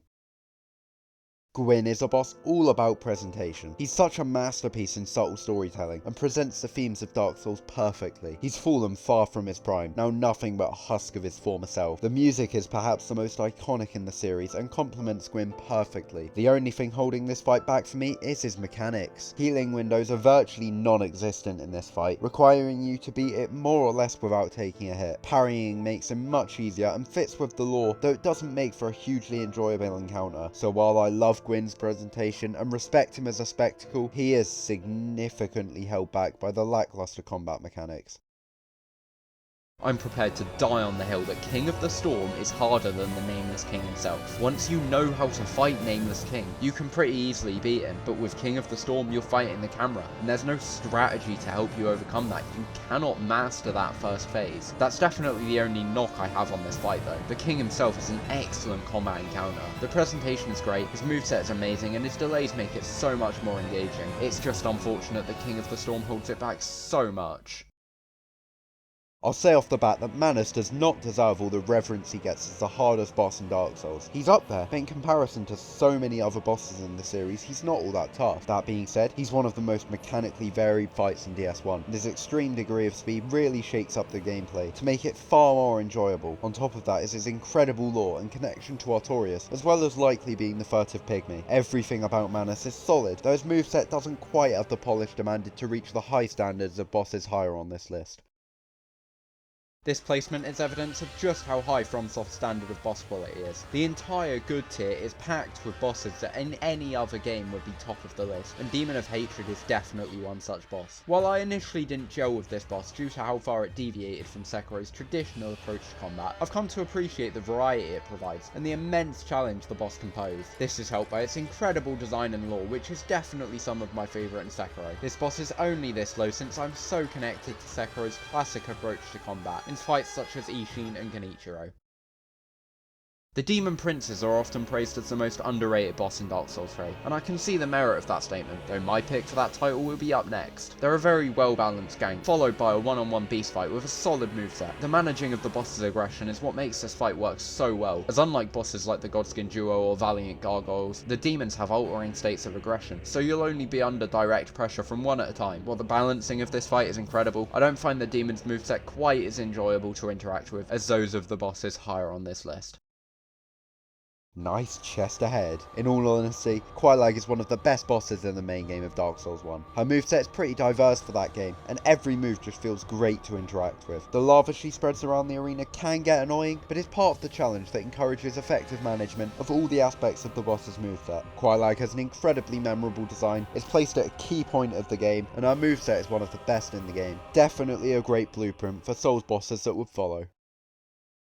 I always see so much praise for Midra. He's often discussed as one of Elden Ring's best bosses. People seem to absolutely love him. And I can kinda see why, to an extent, but I can't bring myself to believe that his gameplay holds up against the likes of Malekith and Messmer. There's just no comparison. His presentation is undoubtedly phenomenal, and it's an awesome fight, but for me combat will always be the most important element of a boss, and Midra's is merely solid. His attacks do feel good to engage with and satisfying to dodge, with the frenzy status not becoming an annoyance like Elman's tend to in these games, but he doesn't bring anything to the table that other bosses in this tier do. His moveset hardly feels more complex than the Penetrator. More refined, definitely, but more advanced? Not massively. I guess I was just disappointed that such a cool boss didn't do more to impress me with his mechanics. All that said, I still think he's definitely deserving of this spot, and just barely misses out on the top 10 in Elden Ring.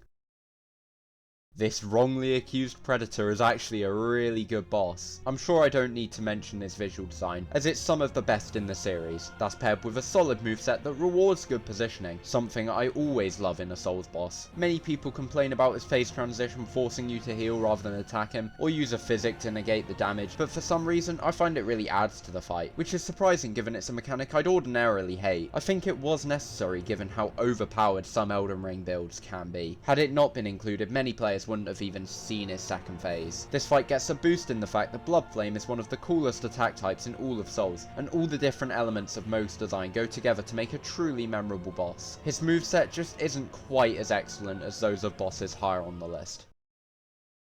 This will definitely be a controversial placement, but I much prefer the reskin Smelter Demon to the original. I prefer the oddly telegraphed moves with lengthy delays that make the fight significantly more fun for me. I also prefer the design of the boss, likely because I just think Blue Fire is really damn cool. Overall, I just think this shiny Pokemon is a much more dynamic, challenging, and engaging fight than its standard counterpart. It was cool to see them mixed into one to return in Nightreign, though this boss doesn't translate hugely well to Nightrein's free-player oriented combat. The old Dragon Slayer is the boss I believe to be the most underrated in Dark Souls 2. I expect it's due to how easy this fight is, and how obsessed Soulsborne players are with difficulty. I'm not opposed to this, and agree that the best fights in the series tend to be incredibly challenging, but I don't think the easier bosses should be overlooked simply for that fact, nor should tough bosses be blindly praised simply for posing a challenge. This boss uses Ornstein's moveset from Dark Souls 1, but does take away a large part of the appeal of ONS. Despite this, I absolutely love fighting this badass knight, and feel it's a moveset that still holds up fairly well, especially compared with the rest of Dark Souls 2's roster. Dark Souls 2's resident court case waiting to happen. The Pursuer is a mechanically solid boss that poses a challenge due to its placement in the game, since even experienced Souls players will struggle to adjust to Dark Souls 2's clunky combat. They won't be attuned to all the techniques that can be used to make bosses easier. I think the ability to kill the boss with the ballistas is really cool, but I've never been able to pull it off successfully, and feel it might be easier to just face him straight up anyway. This boss serves as a great level hazard that returns in its true fight, and I think it has a really memorable design. He's one of the more tightly designed bosses in the game, and has a pretty good aesthetic and arena to go along with that. The Divine Dragon is perhaps the best presented boss in the series. This fight has already been praised so much for that reason, so I won't labour the point, but this boss is just such an immense spectacle. The first phase is mediocre but inoffensive, but the second phase is a thrilling and beautiful showdown atop the clouds against a fantastical being that is just so vastly different to every other dragon in the series. It's not the most difficult fight by any means, but as I've said countless times before, a Souls boss does not need to be difficult to be an enjoyable encounter. This boss is all about the presentation. The combat is above average by Dark Souls 2 standards, but it's nothing special by any means. But what lifts the Looking Glass Knight into this tier is the design of the fight. He has such unique and enticing visuals, with his giant mirror shield standing out from everything else in the series. The thunderstorm roaring above the arena atop Drangleic Castle. This fight, while not the deepest mechanical encounter, marks itself as a truly memorable one. The old monk-esque element in which the knight can summon another player is an interesting touch, which I do think could have been handled better, since it just makes the fight so much easier by allowing the player to wail on him from behind while he summons. Due to his simplicity and low difficulty, this boss can't earn a higher spot on the list, though this visually incredible fight does enough to solidify itself as the best boss in the main game of Dark Souls 2. The difference in placement between the Owlfather and the Great Shinobi Owl is astounding. I really like Owlfather and think he's an improvement in every way. While many will have disagreed with my low placement of Shinobi Owl, I'm sure nobody will contest that this is a much better iteration. He has a similar but more varied and complex moveset, and an arena much better suited to his Sword of Compensation. He's also far more visually interesting, and I really like the Spirit Owl shaking up Sekiro's deflect-based method of avoiding attacks. I really do think the arena is the biggest point of praise for this fight, as it takes away so many of my issues with the earlier boss. I can't help but wonder if Owlfather was designed earlier into production than his Shinobi variant, as it certainly feels like a more tightly designed fight. While I found Nostra a serviceable yet unremarkable encounter, the Everdark Sovereign shoots up to the very pinnacle of Nightrein's boss roster. It takes a fight I didn't much care for and makes it a pretty great one. It begins with the original opening to Phase 2, which is a move I actually quite like, the drive-by. Once you whittle Fortis and Nostra's health down, the true Night Lord reveals itself. Animus Ascendant Light adds an entirely new flavour to the fight, revitalising it as a surprisingly well-handled FromSoft gank. It grants players the freedom to manipulate the boss to tailor the fight to their preference. If you've mastered Fortis more, it might be better to let Animus revive it, or vice versa with Nosta. It's a great approach to managing multiple enemies. Very easily this fight could have become an overwhelming frenzy to survive against 3 different enemies, but instead it enhances the mechanics of the earlier fight. It's made more challenging, more interesting, somehow more visually impressive than it already was, and I still stand by Nosta's soundtrack being the best in the game, and one of the best FromSoft have ever released. I can't effectively describe why I love Animus so much more than the original Sentient Pest, but it's somehow managed to climb all the way to being the runner-up in my ranking of Nightreign's bosses. There's one major feature that stands out about Sauron. Is it the enthrallingly designed arena, the usage of Dark Souls 2's questionable combat to create a great moveset, or even the score that stands out in a game full of forgettable tracks? No, it's the runback. That goddamn runback. I genuinely think if there were stakes of Mediocre in Dark Souls 2, this boss could be a tier higher on the list. But when I'm honestly deterred from fighting a boss just because of the runback, I have to acknowledge it. Sauron is an amazing fight by Dark Souls 2 standards, though those standards are not very high, and the awkward combat and dodgy hitboxes definitely hold it back. Nevertheless, Sauron deserves praise for putting that clunky Dark Souls 2 combat to good use and creating an enjoyable fight out of it. And let's not pretend as if Dark Souls 1's combat was without flaw either, but I'll be damned if fighting this boss is worth going through that abysmal runback. This placement is definitely going to be a hot take. I know most people criticise Gaping Dragon for being too easy or having a one-dimensional moveset, but I can't help but enjoy this fight. First off, the design of the boss itself is amazing, and the introductory cutscene is one of my favourites in the series. I'm not going to deny that there isn't a lot going for his moveset, but I just enjoy hacking away at his legs while this grotesque, horrifying creature attempts to steal my souls at the bottom of one of the worst areas in the game. It all just comes together very nicely to provide a fun, while not hugely challenging experience that is sometimes just what you need. This fight is just so fun to me, and it's my list, so I can place it wherever the hell I want. I will say, the Nightreign variant of this boss, for some reason, makes it significantly worse. Yobu Oniwa was FromSoftware's first true attempt at a horseback boss, and they did absolutely not miss the mark. His entrance is one of Sekiro's many memorable moments, and the gameplay is in line with the near perfection throughout the game. This is absolutely one of the best first bosses in all of Soulsborne. As I just said, Yhorm is inarguably one of the most underrated bosses in the series, and I understand why. The game's opening cutscene hypes you up for a grandiose battle against a towering foe, but the fight in question ends up being relatively easy, and the combat is fairly detached from the enemy as a result of it being a puzzle boss. Despite all this, I adore this boss. The spectacle of the fight is near unrivaled, and his story is one of my favourites in the series, especially if you bring Sigurd to the boss with you. While Yhorm doesn't pose much of a challenge, I can't deny that I enjoy the duel with the fallen ruler of the profane capital. It's easily the best usage of the Storm Ruler style of boss, and seeing how Everdark Maris implemented this gimmick recently, I'm not sure Yhorm will have much competition anytime soon. As far as I've seen, Lawrence is one of the most polarising bosses in the series. I'm on the side of the people who really enjoy him. His moveset is pretty great, he has an excellent soundtrack, and call me Dazza because I'm a sucker for whacking flames on things to make them cooler. I don't find him nearly as difficult as people claim him to be, though he still poses a noteworthy challenge. Despite how good I consider this fight to be, he's still ranked as the 4th best of the 5 Old Hunters bosses, which should really demonstrate the immense quality of FromSoft's DLC bosses. This may truly be the most underrated boss in Soulsborne for me. The presentation here is fantastic, with the vast cavern flowing with water and the giant throne at its heart. The frozen lightning is one of the coolest effects in the series, and it amplifies this fight so much. The Dragonkin soldier has a great moveset that's undeniably enjoyable to fight, but it's really the design of this fight that elevates it so far beyond its counterparts in the Lake of Rot and Siofra River.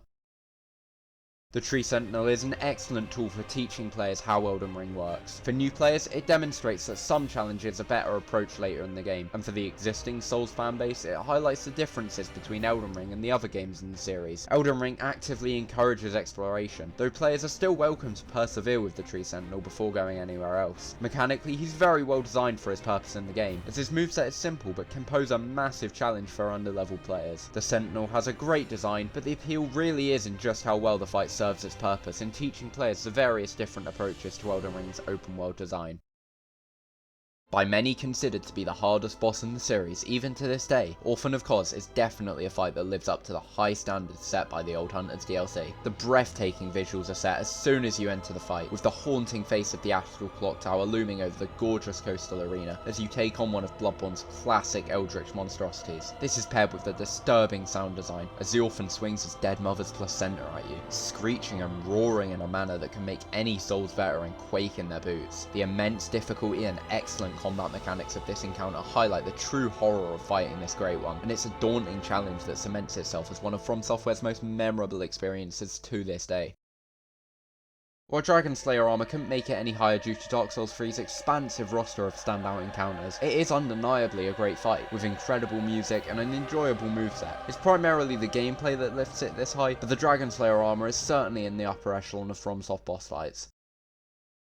Calamite is my personal favourite dragon boss in Souls, which is definitely a controversial opinion, given the popularity of fights such as Mediocre and Bale. What sets Calamite apart for me is his great mechanics. While some of his hitboxes can be janky due to Dark Souls' age, it's mostly an issue I feel is overshadowed by the brilliant design of the fight. His flame attacks are great, his melee swipes give the fight another level of challenge, and the Calamity Vision is one of the coolest attacks in Dark Souls 1. Not to mention his design is incredible, a dragon with black scales not dissimilar to that of Lich Dragon Fortis Axe. Calamite is one of the hardest bosses in all of Souls for me, and I find that challenge incredibly engaging. Unfortunately for Calamite, the bosses higher on this list do everything he does, but better.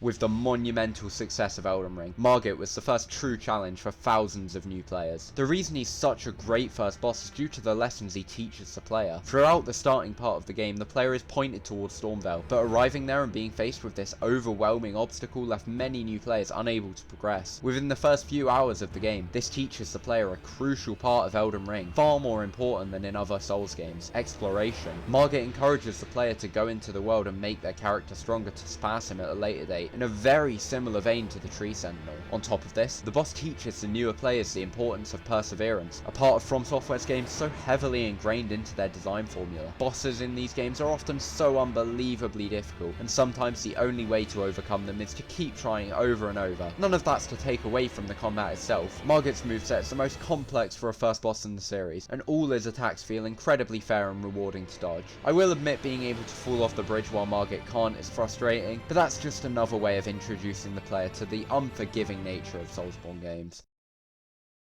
Gehrman is a boss praised primarily for his presentation, but his gameplay absolutely holds up. The visuals of the fight are incredible, the cutscene prior is fantastic, and the score is flawless. The difficulty of the encounter is admittedly not on par with other bosses at this level of the list, but parrying him is just so satisfying that I love the fight regardless, and I'm always the first to say that difficulty isn't everything. I wouldn't have thought that a decaying old man in a wheelchair could be such a thrilling encounter, but Gehrman really does distinguish himself from the rest of Bloodborne's main game bosses. That being said, there's one from the main game and a couple from the Old Hunters DLC that surpass even the heights of the game's climactic boss fight.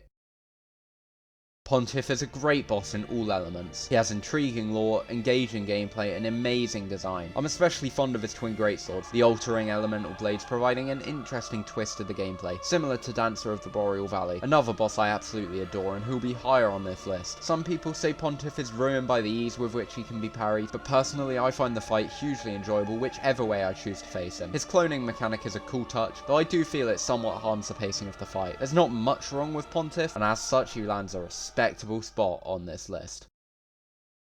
This is universally renowned as the best variant of Owl. It takes all the incredible aspects of the Owlfather and improves on them in every way. It really is as simple as just being a much better version of the prior fight at Harato Estate, which is why being a father is much higher on the list. Ishin Ashna is such a tightly woven mechanical challenge, and has visuals to back it up. This will likely be the second variant of Ishin most players fight, and while I don't think he's quite as good as the Sword Saint, it's still undeniably a really well designed boss. I also appreciate how he uses attacks that feature in his later form, a nice touch that ties the different fights together. The only issue I have with this fight is that sometimes I find the lingering hitboxes a little too punishing, but I'll admit it's mostly a skill issue on my part, and I do think it was a necessary touch. Even though he's not my favourite boss in Sekiro, Fire Ishin is absolutely one of the series' landmark achievements in boss design. There aren't many bosses in Soulsborne which allow you to just jump in and fight them. Sekiro provides this through the Gauntlets of Strength, but Udex lets players begin a new playthrough and just fight him with such convenience. And for a first boss, he's got such a great moveset. I prefer Phase 1 since it can be a little difficult to get your bearings in Phase 2, but I think Udex is perfectly balanced as an introductory boss, and really doesn't have any flaws besides the fact that he doesn't provide the nail-biting challenge of most bosses above him. I'm certain very few players will agree with my decision to place Udex far above Champion Gundyr, but I truly think the tutorial fight adds more to the overall experience and serves his purpose better than almost any boss in the series. He's a shining example of how to make a quality introductory boss, and FromSoft has only presented us with one better, who I discussed in last week's Bloodborne boss ranking.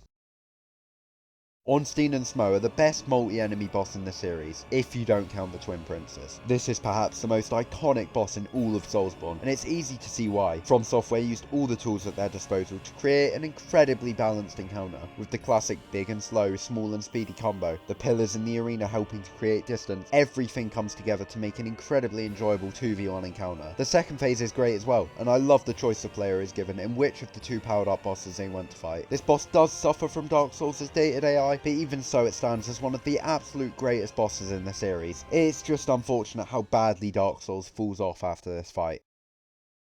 Where can I even begin with Abyss Watchers? This is a boss that truly showed just how amazing the Dark Souls 3 bosses could be. After the admittedly underwhelming early game of Dark Souls 3, and the frankly despicable location preceding this boss, Abyss Watchers is the moment Dark Souls 3 starts to get good. Really good. The soundtrack for this boss is amazing, and absolutely one of the most memorable tracks in the series. They're undoubtedly the most creative gank boss we've ever seen. The way they handle the Abyss Watchers fighting between each other and use it to balance the gank is just amazing. And as if the first phase wasn't good enough, the second phase adds a whole new level of intensity and spectacle to this fight. While this boss does get a fair bit easier after the first playthrough, there's no denying this is far and away one of the best gank fights FromSoftware has ever made.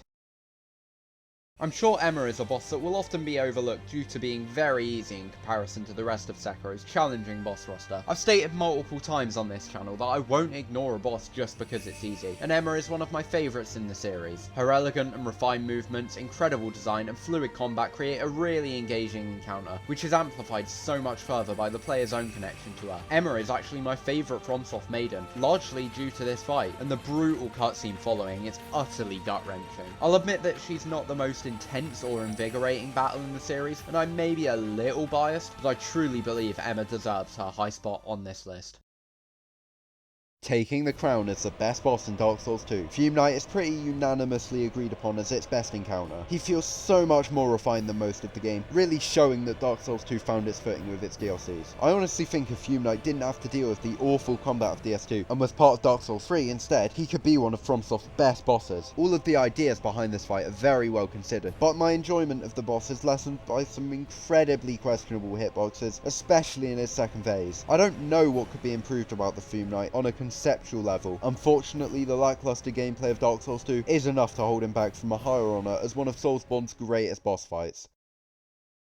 Genichiro is the defining boss of Sekiro for me. He's a near flawless encounter that highlights the quality of Sekiro's one-on-one combat. I'm not a huge fan of the bow, but that doesn't take away from the fact that Genichiro is absolutely the best teaching tool in all of Souls, as well as being a nail-biting challenge with near unrivaled combat and great presentation. The only thing holding Genichiro back from the higher spots is that he doesn't have the spectacle of bosses above him, but FromSoft sets a high bar with the absolutely incredible fights at the very top of this list. This is what I consider to be the defining example of FromSoft's perfect boss presentation. While he doesn't exemplify every element of their design philosophy as well as some of the bosses above him, Soul of Cinder provides a flawlessly executed narrative marked by From's signature environmental storytelling. The arena is an absolutely incredible way to showcase the themes of Dark Souls 3 and its dying world, with the eclipse bleeding across the sky above, making it so much more visually appealing. The score is one of the absolute best in the series, beginning as a grandiose melody that really cements the fight as a conclusion to the series, and then becoming a nostalgic, somber and reflective rhythm as Gwyn's theme becomes its core, highlighting the story of the fight against this amalgamation of the past Lords of Cinder. This is further reinforced in the mechanics, as the boss uses such a wide variety of moves, mirroring those used by players throughout the trilogy. It truly is a masterpiece of a boss, and while I have some minor issues with the balancing of its different movesets and how that affects the pacing of the fight, there's no denying that Soul of Cinder is one of the greatest final bosses in video game history.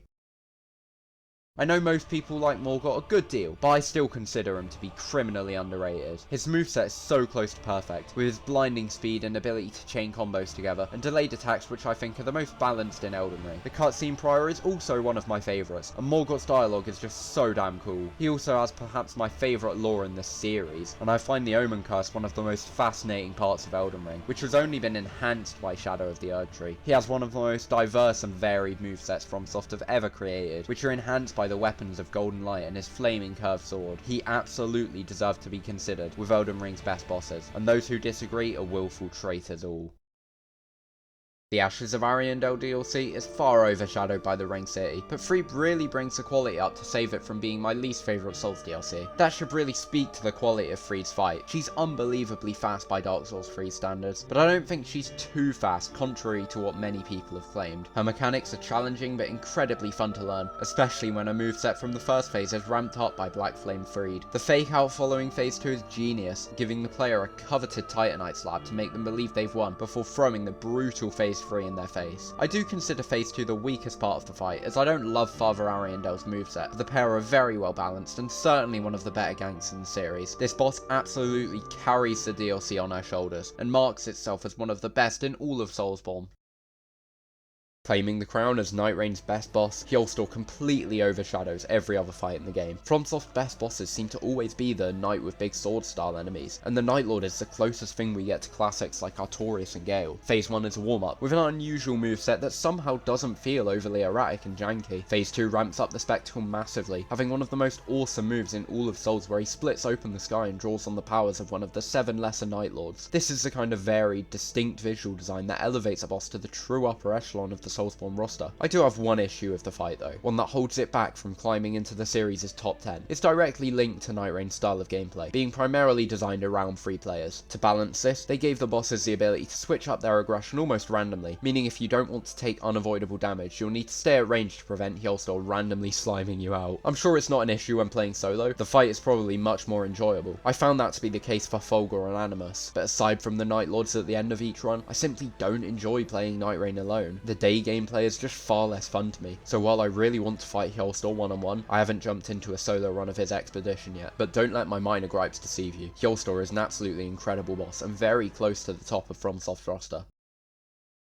Most players will encounter the Cleric Beast first, but Gascoigne is the first mandatory boss of Bloodborne, and he's my favourite introductory boss in the series. While Gascoigne doesn't teach the game's mechanics quite as well as Genichiro, I personally prefer his moveset. Parrying him is always enjoyable, and the shifting between his small axe and large axe, which potentially mirrors the player's own weapon should they choose the Hunter's axe at the start of the game, makes the fight incredibly engaging. The second phase is undeniably the weakest part of the fight, but it's still a pretty well designed encounter when compared to the rest of Bloodborne's base game bosses. I'm definitely a little biased towards Gascoigne, with Bloodborne being my first Souls game and him being the first boss that truly engaged me with the style of these games. I'd argue that Gascoigne is the reason I'm so obsessed with FromSoft today, and for that and his incredible design, he lands a coveted spot as my favourite boss in Bloodborne's base game. Radahn is the only boss I believe can rival the Soul of Cinder in terms of his presentation. He's one of the most memorable fights in Elden Ring, and FromSoft's choice to allow the option to fight him alongside so many of the NPCs you've become familiar with in your playthrough amplifies it so much. The build up to his fight is the best in the series, rivaled only by Artorias, and they're both two of my absolute favourite characters in the lore. The staging of the Radahn Festival is front and centre in every element of the fight, and that's not to mention Radahn's own impeccable design. Every aspect of his lore is told in its visuals alone, from his fall to the Scarlet Rot to his heartwarming companionship with his horse Leonard. The combat of the encounter is very high quality, and though not my personal taste, being more akin to a big beast boss than a one-on-one duel, it's so well refined and engaging that I cannot criticise Radahn for it. Fighting this boss the week of Elden Ring's release truly stands out as one of the best gaming experiences I've ever had. My favourite boss from Elden Ring prior to the DLC, Malekith, is the one I was most anticipating leading up to the game's release. The trailer showcased his awesome design, red flames and acrobatic moveset, which really intrigued me as to how the boss would play out. He did certainly not disappoint, as the final result is an incredible and intense fight with one of FromSoft's coolest adversaries. Seriously, "O death, become my blade once more" is one of the hardest quotes FromSoft have ever cooked. The fight begins with the Beast Clergyman, the weaker half of the fight, but still a very solid battle. The second phase really is its highlight, and if there was one change I could make to this fight, it would be to make phase 2 begin at 3/4 of Maliketh's health, rather than 50%. The way he interacts with the arena as it crumbles around him is such a great spectacle, which meshes with the black and red flames of Destined Death, which cut down your health permanently. I don't love that mechanic, especially the ticking over time. That can make some situations really difficult to deal with, but Maliketh really is the embodiment of all that's great about Elden Ring's design philosophy, and definitely deserves his spot as the second best boss in Elden Ring's base game. Malenia was Consort Radahn before Consort Radahn. She was heralded as the pinnacle of gaming difficulty, which at the time I didn't agree with, but as I've fought her more, I've realised that it's absolutely justified. She's second only to Radahn, but I love it all. Almost all of it. I may as well get into it now. The infamous waterfowl dance. It is a little unfair. It's not the most well-designed move I've ever seen, but it's not nearly as bad as everyone says it is. It's perfectly reasonable for the player to avoid, at least the second two moves. I'm not going to use the plethora of cheesy strategies to defend it, but it's not all that difficult to avoid simply by rolling, once you figure it out. Again, it's not perfect, but it's not too vast a detriment to my enjoyment of what is otherwise an excellent boss. The rest of our moveset is great and provides an immense challenge that's always fair and engaging. The lifesteal mechanic is an incredibly unique touch, but I do feel the fight would have been slightly stronger without it. Malenia's moveset is challenging enough as is, and her health regeneration is designed in such a way that certain builds become much less viable against her. Take shields for example, but she has some of the coolest visuals in the game, a phenomenal soundtrack and mid-fight cutscene with mechanics to boot, so she definitely deserves her spot in Elden Ring's top 3. Ludwig is one of two bosses I consider the perfect embodiment of FromSoft boss design, with the other being my favourite in the series, who we'll explore in a later video. He has a design that tells a story perfectly, and the arena accentuates this so well. He has one of the best phase transition cutscenes in all of Souls, and the flow of the fight blends perfectly with the incredible soundtrack that showcases the lore and qualities of the boss through audio, a trademark of FromSoft's highest quality bosses. The Moonlight Greatsword is such a nice addition to his design, the teal glow distinguishing the fight from many of the dark bosses of Bloodborne. I personally prefer the second phase of the fight, being more in line with the honourable jewels I'm so fond of. Ludwig is seen by so many Soulsborne fans as the peak of their boss design, and while I don't find his moveset as fun to engage with as the few bosses I have higher, he still takes a decisive position among my favourite video game bosses of all time.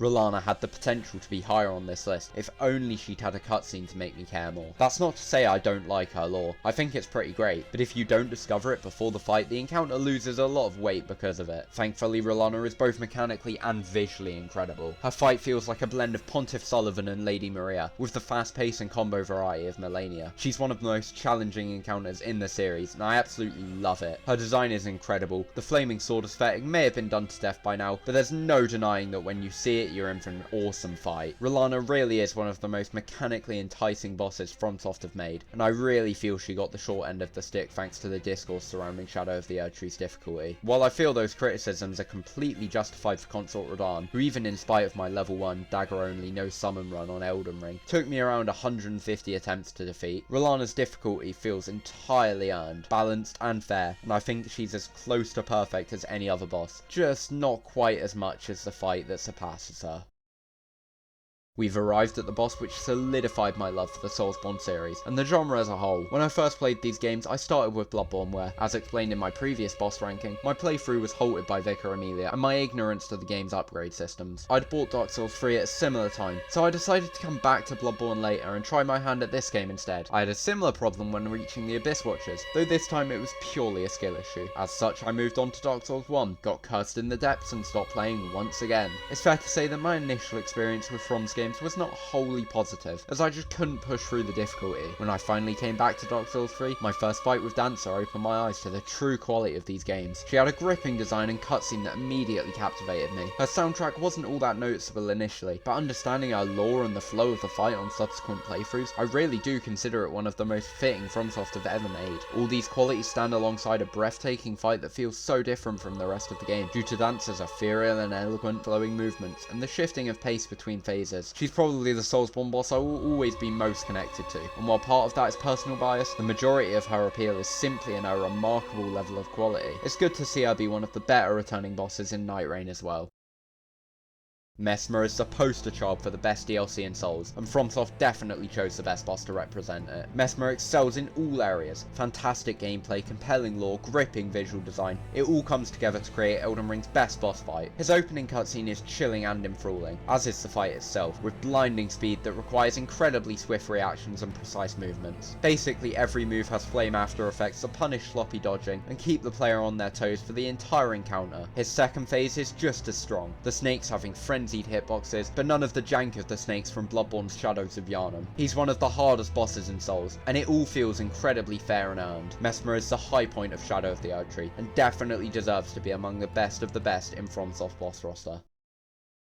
Artorias has some of my favourite lore and build-up of any Souls boss. It's unsurprising given he had entire DLC centred around him, but Artorias really does take it to another level. His design is so cool, the broken arm being a mark of From's environmental storytelling. While Dark Souls 1 is incredibly clunky and not nearly as refined as newer Souls games, it's really hard to see that in this boss. Artorias has combat that feels more akin to that of Dark Souls 3 than his own game, and it's just as highly perfected as the bosses from the third game in the trilogy. I consider every move he possesses to be extremely well balanced, challenging and fair. A balance the first Dark Souls sometimes struggles to meet. The only thing holding Artorias back from the highest tier, that being the phenomenal tier, is his dated design, with some hitboxes, movesets and interactions showing the age of Dark Souls 1. For the time he was made, Artorias was an absolutely monumental achievement in boss design, likely my favourite released in any game at that point. Though I do see much praise for the Lothric twins, I've seen them rated in the highest highs of Soulsborne rankings only a handful of times. I hate how little acclaim they receive, as they truly are one of the single best bosses in any video game. I remember playing Dark Souls 3 and thinking surely no boss would top Dancer, then I fought the princes, and then our number 1 entry, and I finally understood why people love these games so damn much. Lorien has got to be one of the coldest characters in any game, and the dynamic between him and Lothric, which meshes with the mechanics of the fight, is incredible. I love the teleporting mechanic, which truly is the distinguishing factor that makes this boss so unique. It creates such a perfect flow to the encounter and makes it much more demanding, yet so much more enjoyable. The panic that ensues when the second phase initiates with a storm of holy magic is emblematic of the true value of the Soulsborne formula. Every move this boss has is fair, challenging, spectacular and fun to engage with. If this fight counts as a gank, it's easily the best in the series. I feel like Godskin Duo tried to mimic Lothric's resurrection of his partner and fumbled horribly. Twin Princes are a boss I genuinely don't think I can improve upon. This highest tier really does define the perfection FromSoft is capable of achieving when they use all their knowledge and tools to create a truly awe-inspiring experience. In my opinion, Lady Maria is the height of Bloodborne. She truly perfected the fast-paced and aggressive combat of the game, with her nimble moveset. I do wish she had more posture in the first phase, so you couldn't stunlock her quite so easily, but it isn't a detriment to my enjoyment of the fight. Maria's attacks are all nearly perfectly designed, and I'm a sucker for cool bosses with dual swords. Her usage of Bloodflame is one of the coolest aesthetics in Bloodborne, and on top of that, all her moves are mechanically engaging, and create an incredible flow to her fight. As with all the bosses at the top of the list, her visual and environmental storytelling is unparalleled by anyone besides FromSoft, with her sins being hinted at throughout the preceding level and her desperation to hide them from you as she descends into the use of blood arts, highlighting a tragic yet haunting lore. This sank it in the soundtrack, which is one of my favourites in the game with one of my favourite OSTs of all time. Lady Maria is an unbelievable step up from most of Bloodborne's bosses and is completely deserving of her spot at the top of the list. Sword Saint Ishin is the best boss in Sekiro and the best final boss in the series. He's a nearly flawless encounter in terms of his combat, and his presentation isn't far off. The arena is incredible, reminiscent of Gehrman's, and gets even better with the lightning in Phase 3. This is one of the hardest bosses in the series, held in all of gaming, having 4 whole phases, with the 3 after Genichiro all being more challenging than anything in the game before them. Prior to Elden Ring, I would have said Ishin is the hardest boss in Soulsborne. I do like the brief fight with Genichiro to kick off the fight, as it creates a nice circular structure that demonstrates the player's growth and skill throughout the game. I honestly have nothing bad to say about his moveset. It really is perfect. Sekiro makes a battle like this possible thanks to the greatest video game combat ever made. My only minor issue with this fight is that the player can fall off the cliff to their death, and I never enjoy when gravity becomes the primary threat in these games. Blighttown, the Gutter, and the Depraved Chasm are all examples of gravity just sucking the fun out of an experience. Thankfully in Ishin's encounter it was very avoidable, and leaves a barely noticeable stain on a pretty much perfect boss. In my eyes, Gale is the pinnacle of the Souls series, and I know I'm not alone. There are so many other videos ranking the best bosses in Souls, and the vast majority have Gale in the top 10, most with him occupying the top spot. It's easy to see why. He has all the elements of an incredible boss. His combat takes advantage of all the strengths of DS3 and evolves as the fight goes on, telling his story in his movements. His score has grown to be one of my favourites in the series over the years, and the visual design is impeccable. Phase 3 is definitely my favourite, his flaming red cloak contrasting with the furious blue lightning as you duel at the end of time after all else has fallen to rot. He has possibly my favourite cutscene in any of these games, and one of the best quotes in "Is this the blood of the dark soul?" Gale doesn't fall short in a single area. He's perfect in every aspect, and I take no shame in echoing the sentiment everyone else has shared, that Slave Knight Gale is FromSoft's magnum opus.